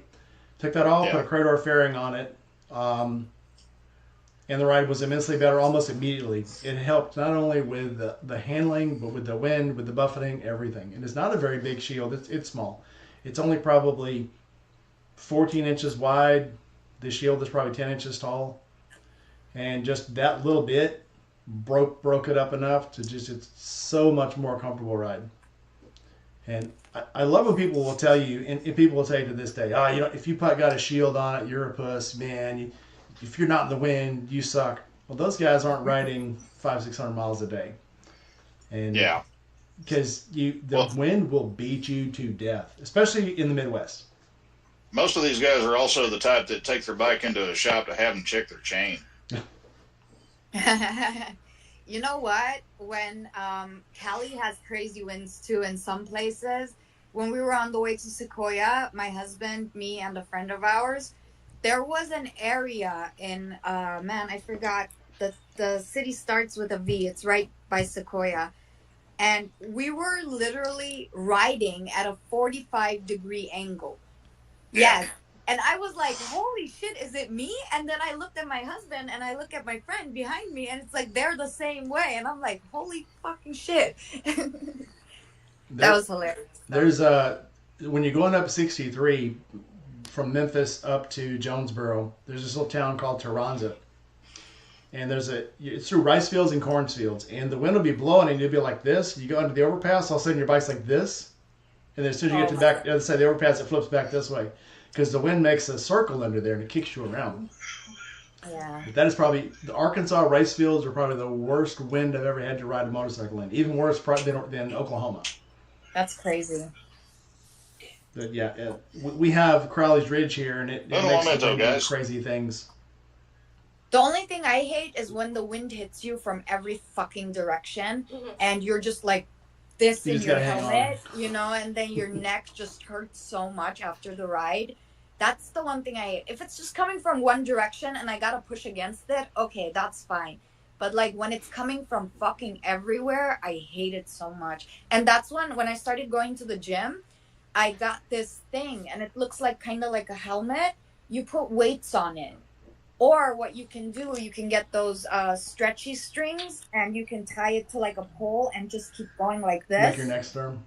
Make your neck strong. And I was like, you know what? I'm going to do this because it was so windy. And then the windy season like passed away. So I'm like, I guess I don't have to work on it anymore. I can't remember what the company is, but Itchy Boots and On Her Bike both wear this thing. It's a collar that goes around the neck that's kind of pushes up a little bit. And it's to keep you from breaking your neck if you wreck. But you can actually inflate it a little bit and it'll actually hold your helmet straight. Oh, nice. I can't remember what the name of the company is, but if you look on her bike has been wearing them for like 5 years. Itchy Boots just started wearing it after her last bad wreck in season 4. Okay. And help me out here, Doug. I don't know. The company makes protective gear. I don't know what it is. Oh, Leatt. It's a Leatt. I got a windshield. Leatt is the name of the company. Leatt. I mean, I ride squid most of the time. I don't know about, putting on gear on my neck. I was never big on windshields, and you had them, didn't. Different bikes had them, different bikes didn't. And then one day I rode through a swarm of bees, and I happened to have a windshield, and I went, wow, I think we're going windshield. Mississippi, There's a Arkansas. biker girl on Instagram. Oh, I forgot who it is, but she had just released her second reel of getting stung by a bee while riding, and both times it was in the vajayjay.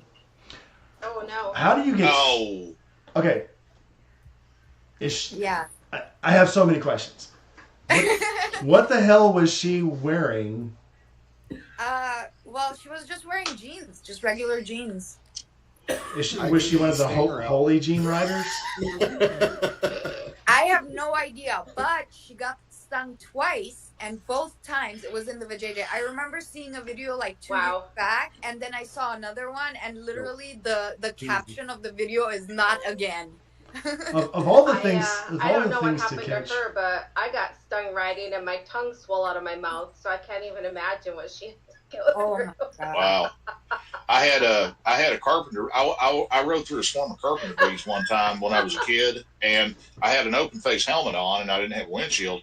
And Oh, you know, no. of course, well, you know, I had my shades. I was a dumbass high school kid, so I looked cool. You know, that's all that mattered. But anyway, carpenter bees can sting you multiple times, and I had one that got in between the side of my helmet and my temple right here. And that bastard zapped me 6 or 7 times, man. And I mean, the whole side of my head ballooned up. I mean, I looked like, you know, an extra from that movie, The Elephant Man. I mean, that was not fun. Do you have pictures? No, thank God. This was pre-cell phone days. Ah. Makes things But, slow up. Well, I had a bird try to kill me one time because I don't know what kind of bird it was, but I had my jacket open, you know, it was zipped down to about here and everything. And, you know, I was doing, well, a lot more than what I should have been. But anyway, wham, dead center in the chest, and his beak actually buried up in my chest a little bit. No, I hit birds twice. I hit one bird on the freeway going maybe 60 miles an hour or so, and there was a feather in my helmet because my visor was slightly open, and I guess it just hit the tail or something because it flew off. And then the other time, actually, my visor cracked. Oh, wow. Both times it was in the helmet, and I it felt like I ate shit. I was like, I went back, actually let go of the handlebars, then, you know, went back to grab the handlebars. So yeah, twice. Birds are the enemy. When I hit that bird, man, I mean, it felt like the hammer of God just punched me right in the chest, man. Because I was probably doing about 90, 95 whenever I hit him. But I mean, I got a thumping. I hit a bat and he went slow mo. A bat? Yeah. Where were you riding? In the bat cave? Well, no, you know, I had the whole bat wing and thing on, you know, so I guess he was attracted to bat wing. I don't know. But anyway, and then he bounced in front of me, kind of slow mode in that little dead air area until he got down around my knee and then spun. It was kind of comical, actually. Oh my god, it's hilarious. I can't believe that she got stung in the JJ. I'm still trying to wrap my head around that. Twice while riding. Like, how crazy is that? That's awesome and crazy to say. Speaking of, you know, Rainey's got a new sponsor. I do? What? How did you? Well, how some did kind you of product. I don't transition? Well, the other sponsor is the triple quad antibiotic: anti-pain, anti-itch, anti-scarring. Which brings me to a subject we'll talk about later about weird things. But I'm still trying to wrap my head around of all the places I've been hit. I've never been hit in the crotch by anything on the bike. How the hell does she catch? What is she storing down there? I don't know. That's awesome. I don't know. I ain't touching this one, y'all. Okay. Yeah, where's the wife unit? She's got something good to say about this, I'm sure. So now that we've talked about the birds and the bees. We did get to the birds and the bees, didn't we? Joe, you probably remember this. Back in the 70s, it was popular to have the deer whistles on your cars. And some of them made such a shrill noise that owls and falcons and birds of prey would think it was mice, and they would dive bomb your car. And they must be different than the ones I got on the front of the Venture, because those things didn't do a damn thing to keep that dough from running out from under. I know it. Well, this and it doesn't do anything for deer anyway. They're worthless, but they sold them because how are you going to prove it doesn't work? Everybody's afraid of getting hit by deer. Speaking of sounds, I want to ask you all a question. Have you guys ever changed out the horn in your bike? Oh, yeah. Another first thing I'll change. I'll take that little bitty 95 off and put a 160 on. I am looking. If you guys find this, please, please, please send me a link. I am looking for a horn. Not that I ever use my horn, but if I had this horn, I would probably fucking use it. I want the Godfather theme song. Can you imagine honking at someone? It's like da da da da da da da da da. As fast as you drive, no one would hear the whole thing. So I mean, what's right? I'll only use it for. I never use my horn. I always rev at people, like angry rev at people if they're in my way or something. But like, I never use my horn. But If I had this horn, I would probably start using it. Tourette's. Well, I don't know about you guys, but I hit and I like violently flip my high lows at people before I ever hit that damn horn when I really need it. I mean, Oh yeah, I don't so know, just I don't Well- fuck with my lights. dang it. when I switch I when I always switch have bikes, was in 24, 25, and they put the high beams up on the trigger switch, and then it left the horn to just your thumb, you know, and that way I wasn't flashing people instead of honking at them. when I go from Yeah. bike to bike to bike, I'll go to hit the turn signal and honk. So you never hit what you want to. And what's funny is like all the Harley controls are almost identical, with very small Yeah. exceptions. And then the BMW has this huge red thing right near your thumb. That's the horn. You can't miss it. On the Harley, yeah, on you the got to left search side. for it. Yeah, you got to search It's for it on not the Harley. big though. It's so tiny. Oh, not on mine. The Well- first time I heard that horn was actually in June after I crashed the BMW, and the bike landed on the side, and all of a sudden it was a doo, because the protector of the fork, you know how there's stoppers on the fork so it doesn't turn all the way, that had Yeah. broken off. So now anytime I would do a left turn, it would just fucking honk because there was no stopper. Now I installed one, but like that was the first time I ever heard the honk on the BMW after riding it for over 2 years. About 6 months before she got in a wreck and we had to put Turby out to pasture, the original horn just quit working on the wife unit's car.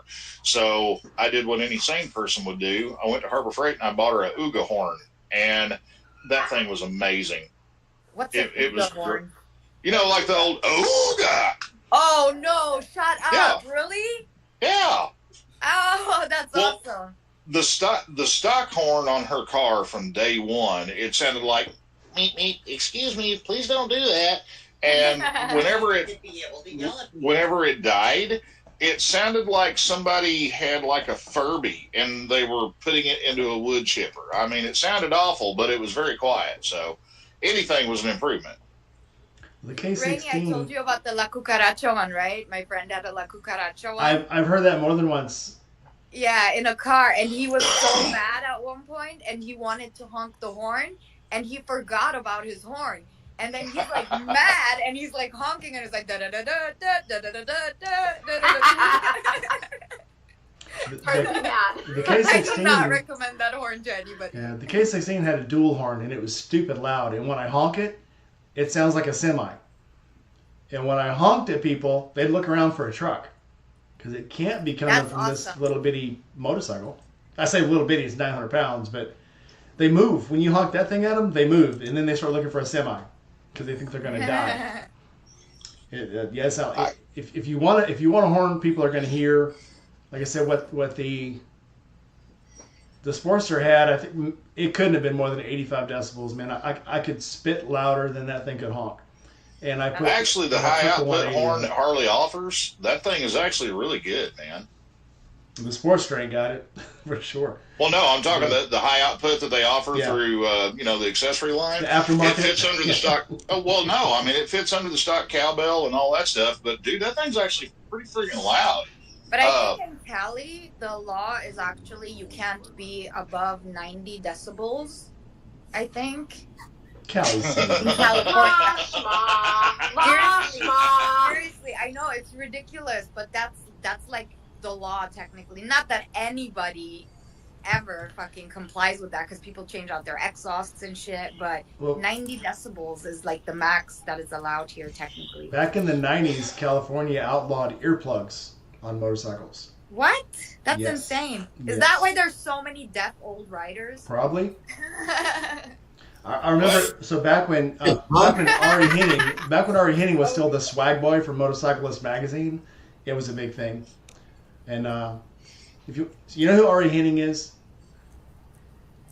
on the Motorcycle Channel and on the Revit channel, Ari Henning is half of the duo that does the crazy cross country bike trips. They redid the scooter trip up to Aspen. That's not the one with Han Solo, right? No. Okay. I'm No, because lost now. I forget his real name, so I just call him Han Solo. He does like rides. What are they called? I forgot. I still haven't watched them, but he rode like everywhere, like Africa, and he did like a world tour. Oh, Obi-Wan Kenobi. Oh, No. Obi-Wan, not No, Han Solo. Han Yeah. Solo. Obi-Wan, yeah. Like, no, Harrison Ford likes crashing airplanes. Ford is badass. No, that was Ewan McGregor. No, this was they used to do the Motorcyclist channel. They do the Revit channel. Okay, boy. Anyway, you know what? I forgot why I even brought this up now. Thanks, Sheila. Jesus Christ. Y'all broke Rainy. Good job. Broke me. Everyone here is so ADHD, I swear. Okay. You all missed it when she said it. She's like, I don't hit the horn. I just flash him. I flash him angry. It's like, I've never been flashed angry before. Angry flashing? How mad do you have to have a girl Well, to show her your I'm tits? trying to hit my damn horn, and all of a sudden I realize like I'm just doing my lights at them vigorously. You know. Usually when you get girls mad at you, they stop showing you their tits. I don't either. What the? Exactly. It was the best part when I had that 24. I bet it was the best part. They had moved the headlights to the trigger finger, so I could hit the horn. I was like, dang it, I can hit the horn every single time. I almost never hit the horn. What are you gonna do? You know? You know, I don't know many bikers who actually use their horn. I use mine fairly often. I use you mine. know? I mean, the stock horns on my roadie are actually pretty good. I mean, they're not quite as loud as what I'd like, but I really don't have that much of a gripe on them. The Tour Glide, I mean, its horn actually is pretty damn good. The one on my Eliminator, it's awful. Is it so much easier to rev though? No. Like you're Well, already you're talking about a state. Yeah, you're talking about a state where the horn can only be 95 decibels. Nobody can hear that. Right. Here's the deal with rev bombing. You're fucking yourself up for two reasons. One, as soon as you bring that clutch in and rev, you have lost any escape that you just had. You can no longer maneuver that bike. So if somebody's still coming at you, to doing that. yeah, it's the dumbest thing you can possibly do because you've just screwed yourself because you've lost traction. If you do need to get out of the way, now you have to re-engage your clutch to get out of the way. So, and you don't really sound any different. So rev bombing is kind of unless they have their windows open. Most cars now are sound protected up to I think it's 90 decibels. You can literally have somebody outside your car and you can't hear them. You ever also here, you know, like here in the Tampa area and everything, you got so many squids that are running around with a clapped out straight pipe GSXR and everything. You know, people are immune to that shit. They're used to hearing it. Yeah. Horns break it up. Lights will break it up. That's why I like to have as many lights. I said not say as many lights as I can, but I like to put fog lights on the front to give it a little more light and make it brighter. I'll put that day glow light on as a headlight to see you coming. Because they can't hear you coming because they're not looking at you. But everything sounds the same, especially if they're in the car and they've got their stereo going. They will never hear you. You ever pull up to a gas station and this silent car pulls up and you can barely hear this, and all of a sudden they open the door and the stereo's blasting. Most cars now are soundproof. They're not going to hear you unless they have their windows open. But actually, something I've rolled around in my head for a while for putting on my bikes and. It may be worth looking into for y'all's bikes, but you can, if you're running LED headlights are crazy low draw. They don't have a hell of a lot of amperage to them at all. And what I've thought about doing on my bikes, because I've got LEDs and all of those, in the left-hand switch case on the handlebar, you know how Harley has put that mode switch where you hit it with your index finger, to cycle through your modes and stuff? On most motorcycles, you've got a dead spot in that switch case there. So you've got enough room where you could put a small momentary switch where it's only active when you're pushing it. I've thought about wiring up a momentary switch in that switch case that runs through a strobe module that you normally, would wire up for your brake light, but have it run into the high side of the headlight on that thing. That way you can hit that and it'll just, laser blast somebody to get their attention. Oh. And I mean, for most bikes, it would be a pretty easy install and pretty cheap to do too. I'm thinking. I gotta talk to my husband when he gets home. Yeah, lights are a much better deterrent. Actually, you guys are giving me an idea here. Let me round up some parts because I'm pretty sure I got all this shit laying around. But let me throw this together and I'll have it up on the channel here, very shortly. But I'll do like a write up over on the Discord channel for it and everything, with links to parts and all that stuff. Because the strobe module I'm thinking of, I mean, I buy those things from Amazon for $8-10 a piece, and like the switches I'm using or that I'm planning on using, they're waterproof, so you don't have to worry about getting wet or anything. But I use them for various different things. But I mean, like a 20 count bag of them's like $8-9, something like that. It's not terribly expensive. But you're gonna have the links for the Harley models, or? Well, on the Harley stuff with like the newer Harley stuff from say like 14, 15 on up that use a body control module, that would be a little bit more involved because the switch on the handlebars, it tells the body control module to turn on the headlight or the high beam in the headlight. With an older bike, it would be simple enough to wire it manually just inside that switch housing. You're literally talking about just making a small loop with one wire for a couple of inches and coming into the back side of the headlight switch. I'd have to look and see how the hand controls are laid out on the Beamer, but if it's an analog control where it's an actual switch and not like a CAN bus module, same theory applies. It'd be pretty easy to do. 2014 model. It's a rocker switch. Joe, I had to look at it. If you want to put that tutorial up, wink, wink. Like I said, let me throw some part numbers together and get some links together and everything. But I'll probably use my Roadstar as a guinea pig because that thing's my shop truck. It was ugly when I got it, and it ain't got no better. So I'm not worried about if something looks a little bit weird. You guys and your ugly bikes, I swear. They're fun and they're comfortable. And that's what's important. I liken it to like that 2 a.m. last call Coyote Ugly pickup that everybody will never talk about, but they all had back in the day. Yeah, I got no shame. I love it. It was the last bike in the shop. And they were closing in 15 minutes. Actually, I bought the Roadstar from one of my customers, and it had been sitting rotting in her backyard for a couple of years after she bought a Harley, and I'd worked on this bike before, several years before, whenever, I'd bought it. So, basically I paid the bill that she owed the shop for is what I did. And, just kind of went from there. Nice. Hey, we just hit a dry spot. You guys in the chat have your favorite thing to put on a bike. Throw it down in the comments. Yeah, absolutely. Favorite thing to put on the bike is me. I'm still screwed up about this fucking bee That's sting. a good answer, Doug. No thong, Doug. No thong. No, I've seen. I'm so fucked up on this bee.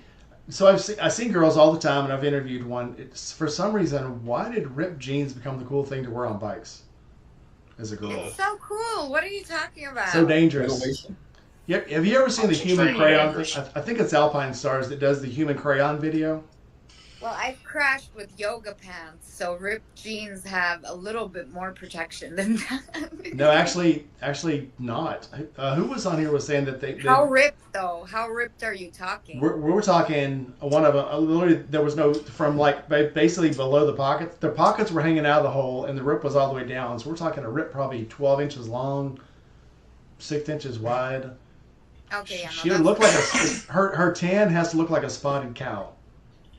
That's how I look every fucking year. I'm 50 Shades of Sheila every fucking year because I ride in crop tops that are like different lengths. 50 Shades then of Sheila. The pants. Can we put this on YouTube? Is this going to demonetize That's me? great. Huh? Is this going to demonetize awesome. me? 50 Shades of Sheila.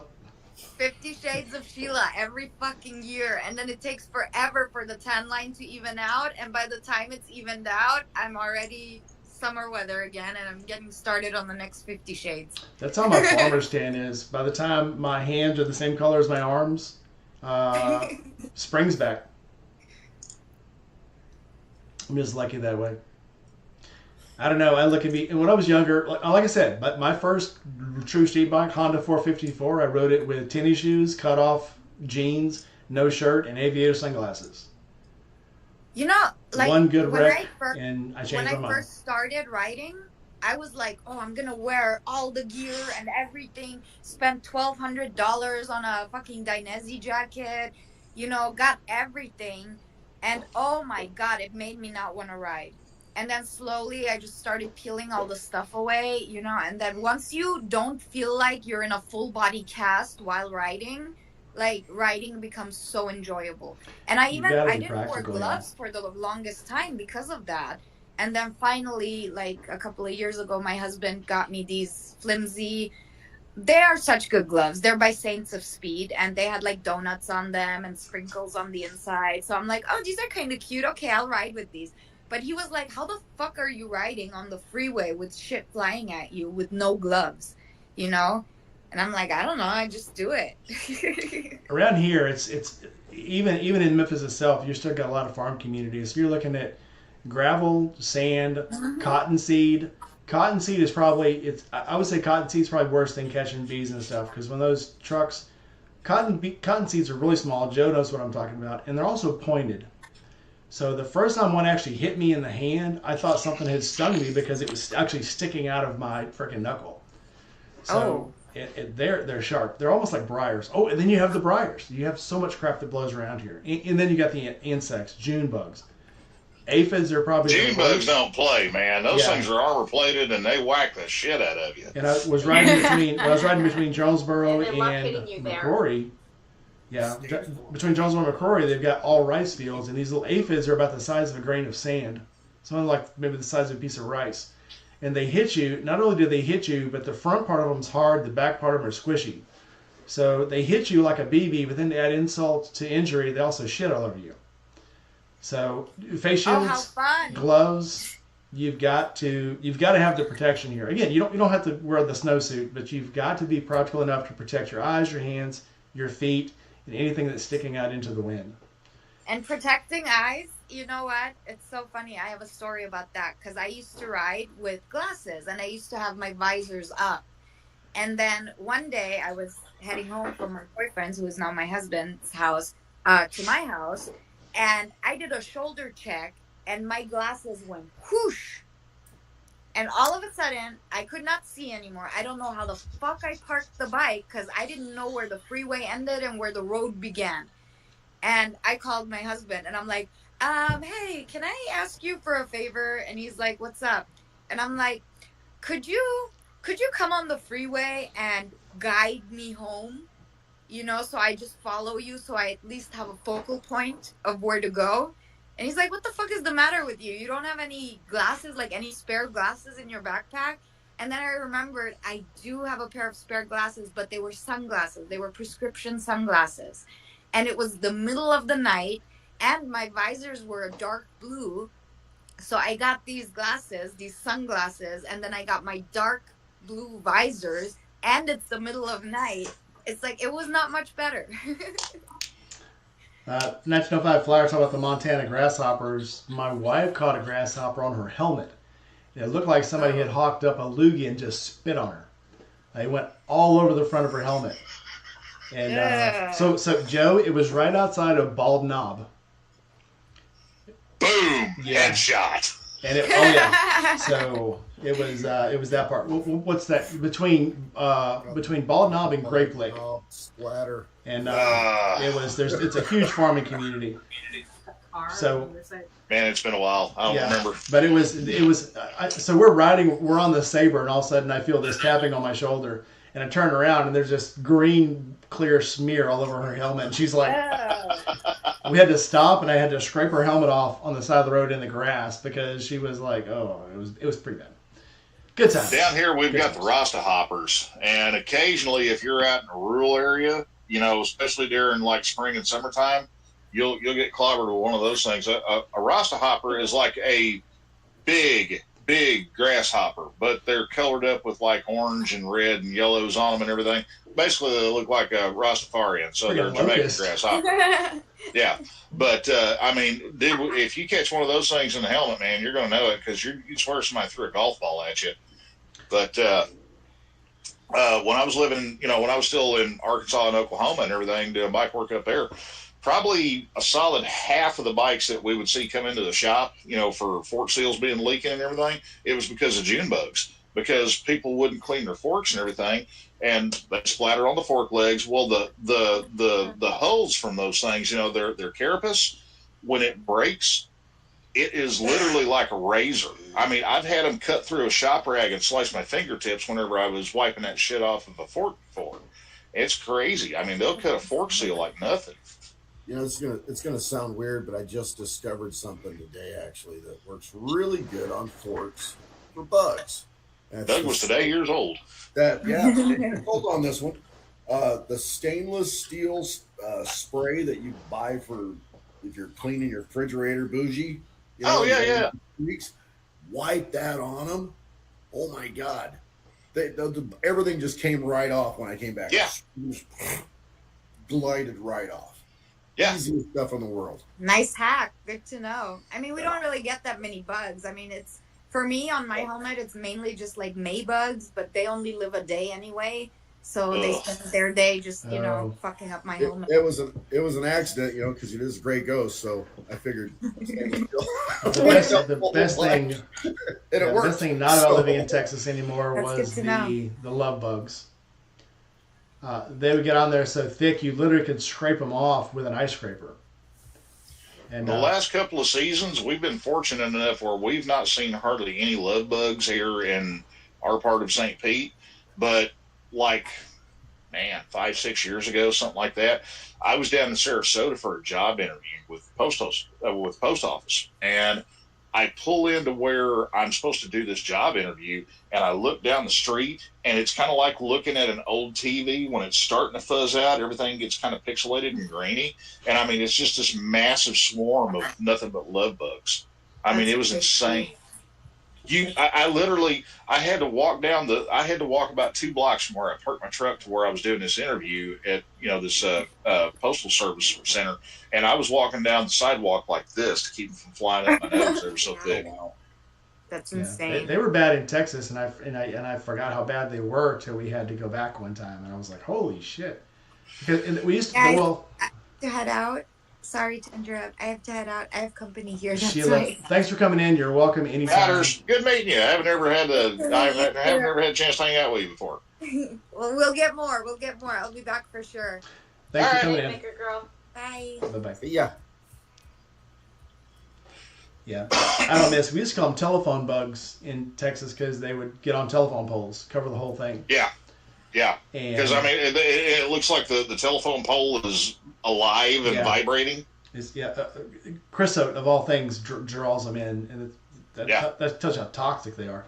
But the only way to get them off used to be you'd see people come out of the convenience store with a can of Sprite, shake the Sprite up and spread all over their front windows and all over their grills, because it would actually really good at the citric acid was good at taking them off. Huh.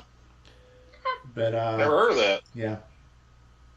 Me either. Yep, little Texas trick. But I mean, again, that's not something you would do if you don't need to. No, it's very spray it on, leave it on for about 5 minutes, and then hose them off, and they come off pretty easy. You can wipe them off with a rag. But before in Jonah's, you're not getting them off. You're not getting them off when they're dry.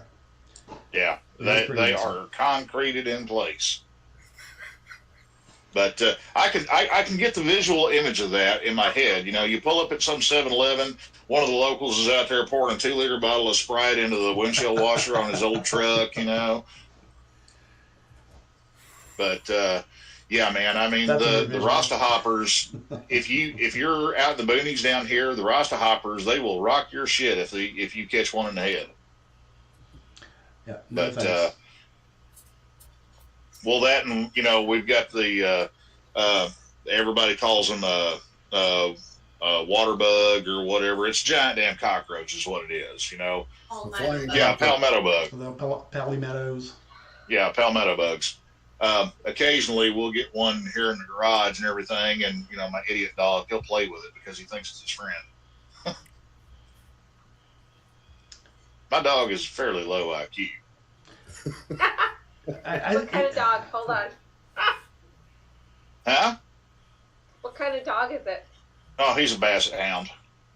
Okay, got it. Yeah. Yeah. Ginormous snoot, itty bitty little tiny brain pan. Yeah. I had beagles for a while, and now I devolved to Frenchies. they're even less smart. Oh, I have a mutt, and she's brilliant. She's so brilliant that she'll convince you she's stupid to keep from doing something. Well, like with Brody, if he's up on the couch, we'll be like, Brody, get off the couch. He doesn't get off the couch. He just kind of oozes off the edge and ends up in a puddle in the floor, and then he moves. But he's typical basset. He's got the ginormous ears, way too much skin. He looks like he's playing with the breast. Little T-Rex arms. I love it. Yeah, little stubby nubbins for legs. But it's funny though, because if I throw one of my RC cars down and and run it around the backyard, that dog becomes a tard missile. You will not see his legs. On. I swear to God, mine too. Game on. So he will chase that thing until he drops dead. They want to play, but they're not brilliant. Okay, they're not brilliant. But I got them one of those ball launchers, and one of them was smart enough to know how to use it. The other two, no. So the ball goes in, it goes down to the launcher, and they got those fat little wide faces and no nose whatsoever, and they're like, bam, bam, bam, and just pull the ball out before I could ever launch, and it would launch and be like, bam, right off of their head. And I'm like, God damn you guys, let it go. Oh man. I could see how that would turn out if I got one of those for Brody. Oh, God. Oh, they broke it. Oh, yeah. Not playing with the ball part. I mean, they just literally all grabbed a hold and broke it. So. Yeah, because it kept hitting them in the head. that was a vengeance kill. They took out their anger. When we got Brody, he was a pup. He was 10 weeks old, and we bought the whole dog toy and all that stuff, and like the Kong tennis balls that are supposed to be indestructible. Yeah, that's bullshit. He destroys one of those in about an hour. But we bought this little tugger toy that's like a turkey or a chicken, whatever it is. It looked like a turkey, so we called it Turk, and he loves this thing. I mean, that's his most prized possession in the world, and it's been that way ever since he was a pup. And he destroyed the first one after about a year or so and everything, and he looked so heartbroken. I felt so bad. I had to go out and I had to find another one of these damn things, and I went to like 3 different stores before I found it, and I brought it home, and I mean, you could just see him just so we keep one in the pantry on standby just in case we need it. Yeah. We got ours, all these little stuffed dinosaurs with squeakers in them. So there was a pterodactyl, a T-Rex, the Triceratops, and there was something else. But she would destroy them, pull the squeaker out, pull all the stuffing out, and now it's nothing but a flat piece of cloth. Yeah. And so we got her new ones, and within, it seems like, it's almost like a joke. You seen the one that, it was the little Chihuahua that's dressed up like a Vietnam vet, has a little bulletproof vest on, little flak vest. Oh, yeah. It's like, yeah, you never forget your first kill. You tear the squeaker out. And but she does. She'll tear the shit out of him until the squeaker's out. And then she's like, okay, I'm good with this. So we don't even... We don't even, try to replace them now. But there's one that still has a squeaker in it, and I stepped on it the other day, and it scared the shit out of the dog because I think she thought she'd already got the squeaker out of it. It took her by surprise. I left one alive. Shit. Well, I'll fix that. Shit. Where'd it go? Anyway. Oh my gosh, I love them. You know, I think the funniest thing though was the rubber chicken and watching my dog who'd always they squeeze it so all the air goes out. Now the regular squeakers, that's all it takes. They can let go and it just The rubber chicken makes a noise when it sucks the air back in, which is more obnoxious than when it just The- spills all the air. Oh, the Sounds look like on a his wheezing face, old he squeezed man. it so hard he wouldn't let go. the rubber chicken thing, Brody is terrified of those. Oh no! I mean, he is scared shitless by those things. I bought one, and he took off through the house, and he got back behind the couch. He was hiding behind the couch, man. I have to get one now. I gotta get rid Yeah, of like I chicken said, now. he was Mine are- terrified of that damn thing. I don't think ours will be terrified. I don't think she'll my love it. itty bitty little Frenchies, big ears, like don't listen Yeah. or shit. I love them. All right. Yeah, critters are funny like that, man. We're rolling over, so we gotta start coming to an end. Final thoughts. Doug never has any final thoughts, but you gotta have one tonight. I try not to think too much. It hurts my brain. Doug's final Right. thought is tear the catalytic converter off. Funny story. Yeah. So here about 3 years ago we rented a road glide, and I love the road glide with the exception of Diana was sitting right over the top of the catalytic converter, and it would burn her legs. And this one though has the snakes and spiders on it, so there's no catalytic converter in SNS. And so she loves it much more. But Yeah, it runs a lot cooler. oh yeah, it's such a nice bike. I don't know what the heck. So I did bump in. I don't know if I told you guys. I did bump into the guy that owned this bike before me, and I bumped into him at the drag strip, and he's out Yeah. looking at the bike, and he said, and I was like, hey, you like? Hey, that's a cool looking bike. And I said, you want to take a ride on it? He goes, I've already rode it. And I said, oh, did you look at the deal? He goes, no, that used to be my bike. And I was like, what the hell is in it? He goes, he says, I did intake, exhaust, and a tune. That's all I did. And I said, so there's not a cam in it? Well, yeah, there's a cam too. I was like, okay, so, Ah! all right. It's fantastic bike. I love it. But it's one of the things, again, I love getting a bike that I don't hardly have to do anything to. Even though I love customizing, it's like there's not much else I can do to it. I did put the Willy wings on it, and of course the seat cover, and it's just a perfect bike as is. I'm sure I'll think of something later to put on it, but right now it's just perfect, and I love it. Well, it's like on Destiny. I mean, that, like I said, that thing's a time capsule bike. I mean, you look at that thing, it's like, oh yeah, that's Reagan administration all the way right there, man. But my thing is with that bike, I've got a lot of stuff planned for that thing, but I'm going to do it in such a way to where it's not visible. It's going to stay looking outward appearance. It's going to look exactly the way it does right now. So I got to hide all this stuff. One thing I've done LEDs on everything, and I can actually see where I'm going at night now because the stock headlights were awful. I mean, that was the stock headlight on that bike, okay? But literally. But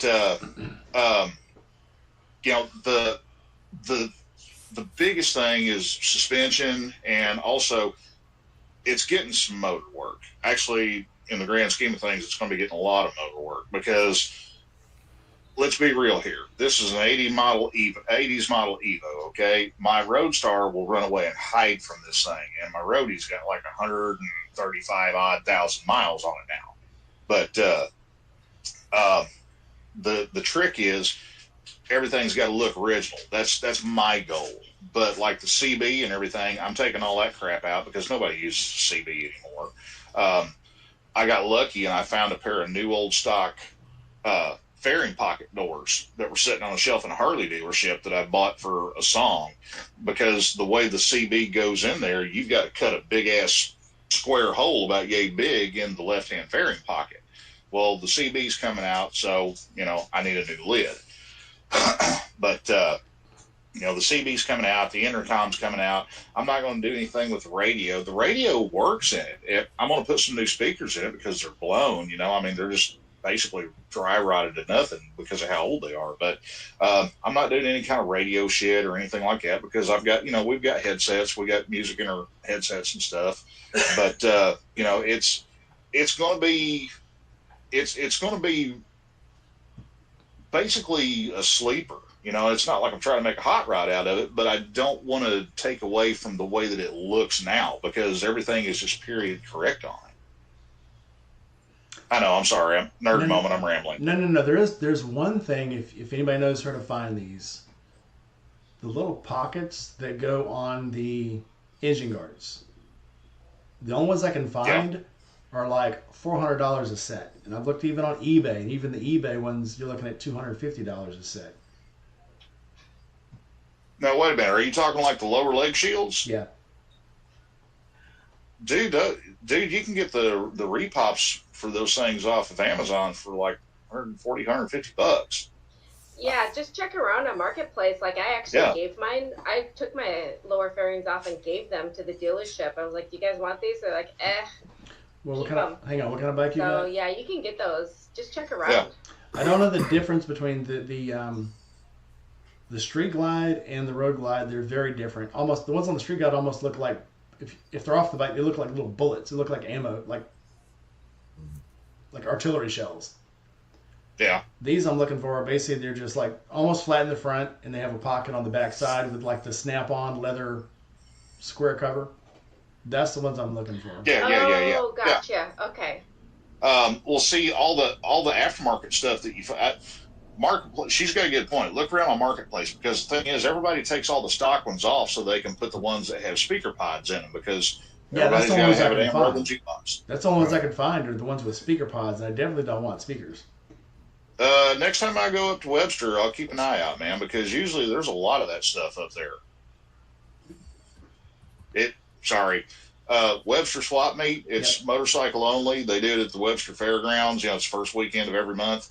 It's huge. I mean, that's probably the biggest. That's probably the biggest regular reoccurring swap meet, motorcycle swap meet here in Florida. Yep. And I mean, it's but I mean, they've got tons of stuff up there. Yeah, like I said, there's not much I need, but storage is really important. And I'm looking for a trunk. I'll definitely need to get a trunk. I don't care who hates them. I love having storage. Well, as far as the trunk or a tour pack goes, the stuff that you get off Amazon, like the repops, that's what I've got on the roadie. My trunk, my bags, all that stuff. Yeah, dude, it's good stuff. It really is. Oh, I know. Now, I love Amazon. I love eBay. See, the thing is, on those, one thing that you're going to want to do, if you buy one, if it's got a screw in it, take it out, put blue Loctite on there, because it'll work loose pretty quick like.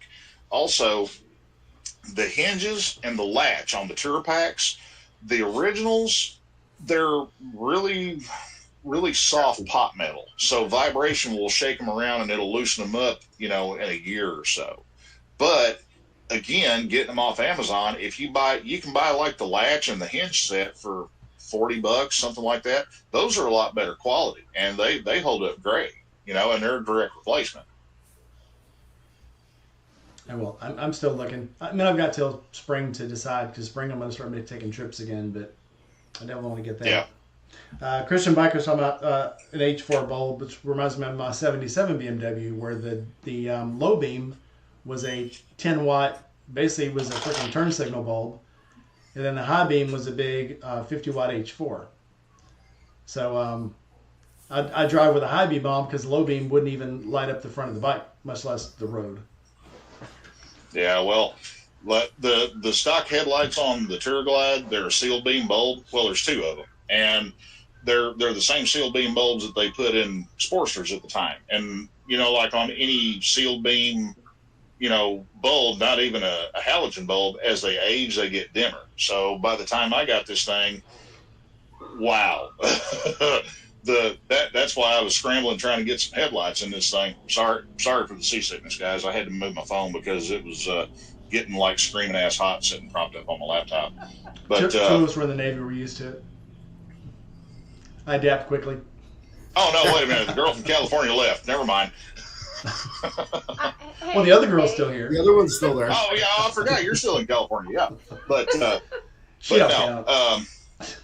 I had to move heaven and earth to find some, reflector housings that I could put in that Tour Glide to where I could make them fit, because they're very, very shallow. And I still ended up having to trim the back side of the buckets out just a little bit to allow clearance for the wire connector. I wasn't wild about having to do that, but, sometimes you got to do what you got to do. we'll go ahead. We've ran for a while here. We'll go ahead and let all the audience go. If you guys want to hang out a bit, I'd like to talk to you guys, but we're going to go ahead and let these guys go because it's getting late. So like, comment, subscribe, hit that bell. Biker Girl, you got some final thoughts? I'll give you the chance, and Joe. Their final thoughts are goodbye. It's getting late. So this is late for Joe. I have so many. I know it is. It is really late for you. I have so many final thoughts. Joe, you got to work tomorrow? I'm blonde. Oh yeah. We pulled a 6-day this week to, because of the way we took off for Thanksgiving. So, but it's all good. Tomorrow's our somewhat short day. We close at 5 instead of 6. Oh my God. What a bargain! Yeah. Oh yeah, it's great. But I bet. No, well, Saturdays at the Ride Factory are not predictable. One week we may have 200 people walk through the door just wanting to kick tires and bullshit. And the next weekend it may be crickets. You never know. So, Sure. I try not to make appointments or any long-term plans for Saturdays because I have no way of predicting it. True. Okay. Final thoughts Final is like we all say, every single one of us has said, be kind. Be kind. You don't know what anyone else is going through in their life, and we don't have to take offense before we know the whole story. And I think that too, I have always prioritized, I think bikes has been more than just a hobby. It's a passion. It is so much, but you have to prioritize, sometimes family first. It's hard to house that in your heart sometimes, but you have to understand, where your priorities lie. And for me, I might be just a girl for a little while. Take care of yourself first.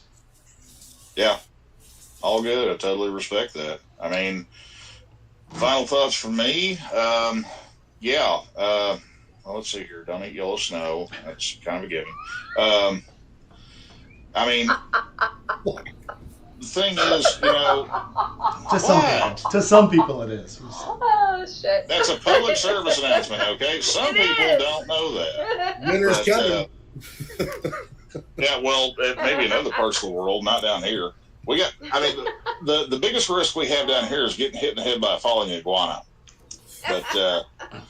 But yeah, man. I mean, as far as final thoughts, I had an episode about a week ago where a guy was just really shitty right off the rip on a phone call, and I'm like, "Hey, dude, if you can talk to me like a grown-ass adult, we can continue this conversation. Until then, goodbye." I hung up the phone. Well, he calls right back, and he's wound up that much more. And I'm like, think back to what I just told you. Click, I hung up the phone again. So he calls back a third time, and he's like, okay, I may have been a bit abrupt. And I'm like, okay, now we're adults. Now we can continue our conversation. So every now and then you got to kind of push the pause button a little bit to where you can collect yourself before you do something or you put something out there that you can't pull back. I like that. Totally agree. And along those lines, it takes 10 times more muscles to frown than to smile. So go that extra mile. Get a good workout. Seriously. Okay, so tomorrow at my Harley shop, one of our ride instructors was in a wreck in the middle of November and lost her legs, so we're having a charity for her. So if you guys are around the South Haven, Memphis area, Southern Thunder tomorrow is having a charity event to raise some money for her because she's been out of work for a while and their medical bills are piling up. If you don't live around here and you know of a good charity and you know a good place, stop in by your local motorcycle shop because there's always charities going on and they're always trying to help people. That's the best thing about the biker community is we're self-helping and we love helping each other. So go by a local shop and find out how you can help because everyone needs help. Next time might be your time.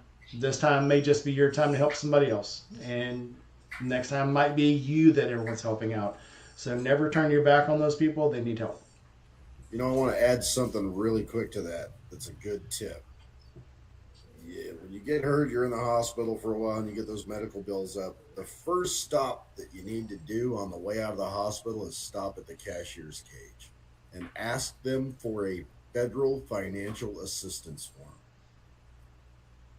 Fill it out and turn it in. they will cover a whole lot of your medical bills and they'll reduce it down. That's good to know. I did not know. Worth remembering. Yeah, actually, you need to look into that. Yeah. Well, most people don't know it, but after we got the shafting of a lifetime, from the Y Phoenix wreck, because shitbag individual that hit her, no insurance, no legal tags, all that. So our insurance is having a field day with this right now. At the time, this shoulder, after I filled out that form, cost me $80. Wow. Oh shit. Yeah. Yeah, we're definitely going to look into that. Yeah. You Cashier's know cage that, in and the I'll just hospital, throw in there federal too. financial assistance form. Noted. That, and you can ask for a social worker.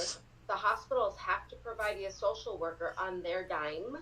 Yep. Who can give you assistance, advice, and help you fill out those forms and find resources. Yeah. Been in the hospital too many times to not know that. I gotta stop doing that shit. Right? Yeah. Crashing sucks, man. Wear your gear. No matter what people from California say, wear your gear. It's important. Last time I was getting shot. Anyway. All right. Let's go ahead and sign off. You guys stick around. I got a story to tell you. So Love comment, you guys. subscribe, hit that bell, and I will see you guys on the next episode. Be porn music. Yay! The porn music. All right. Birds and bees. Be kind, everyone.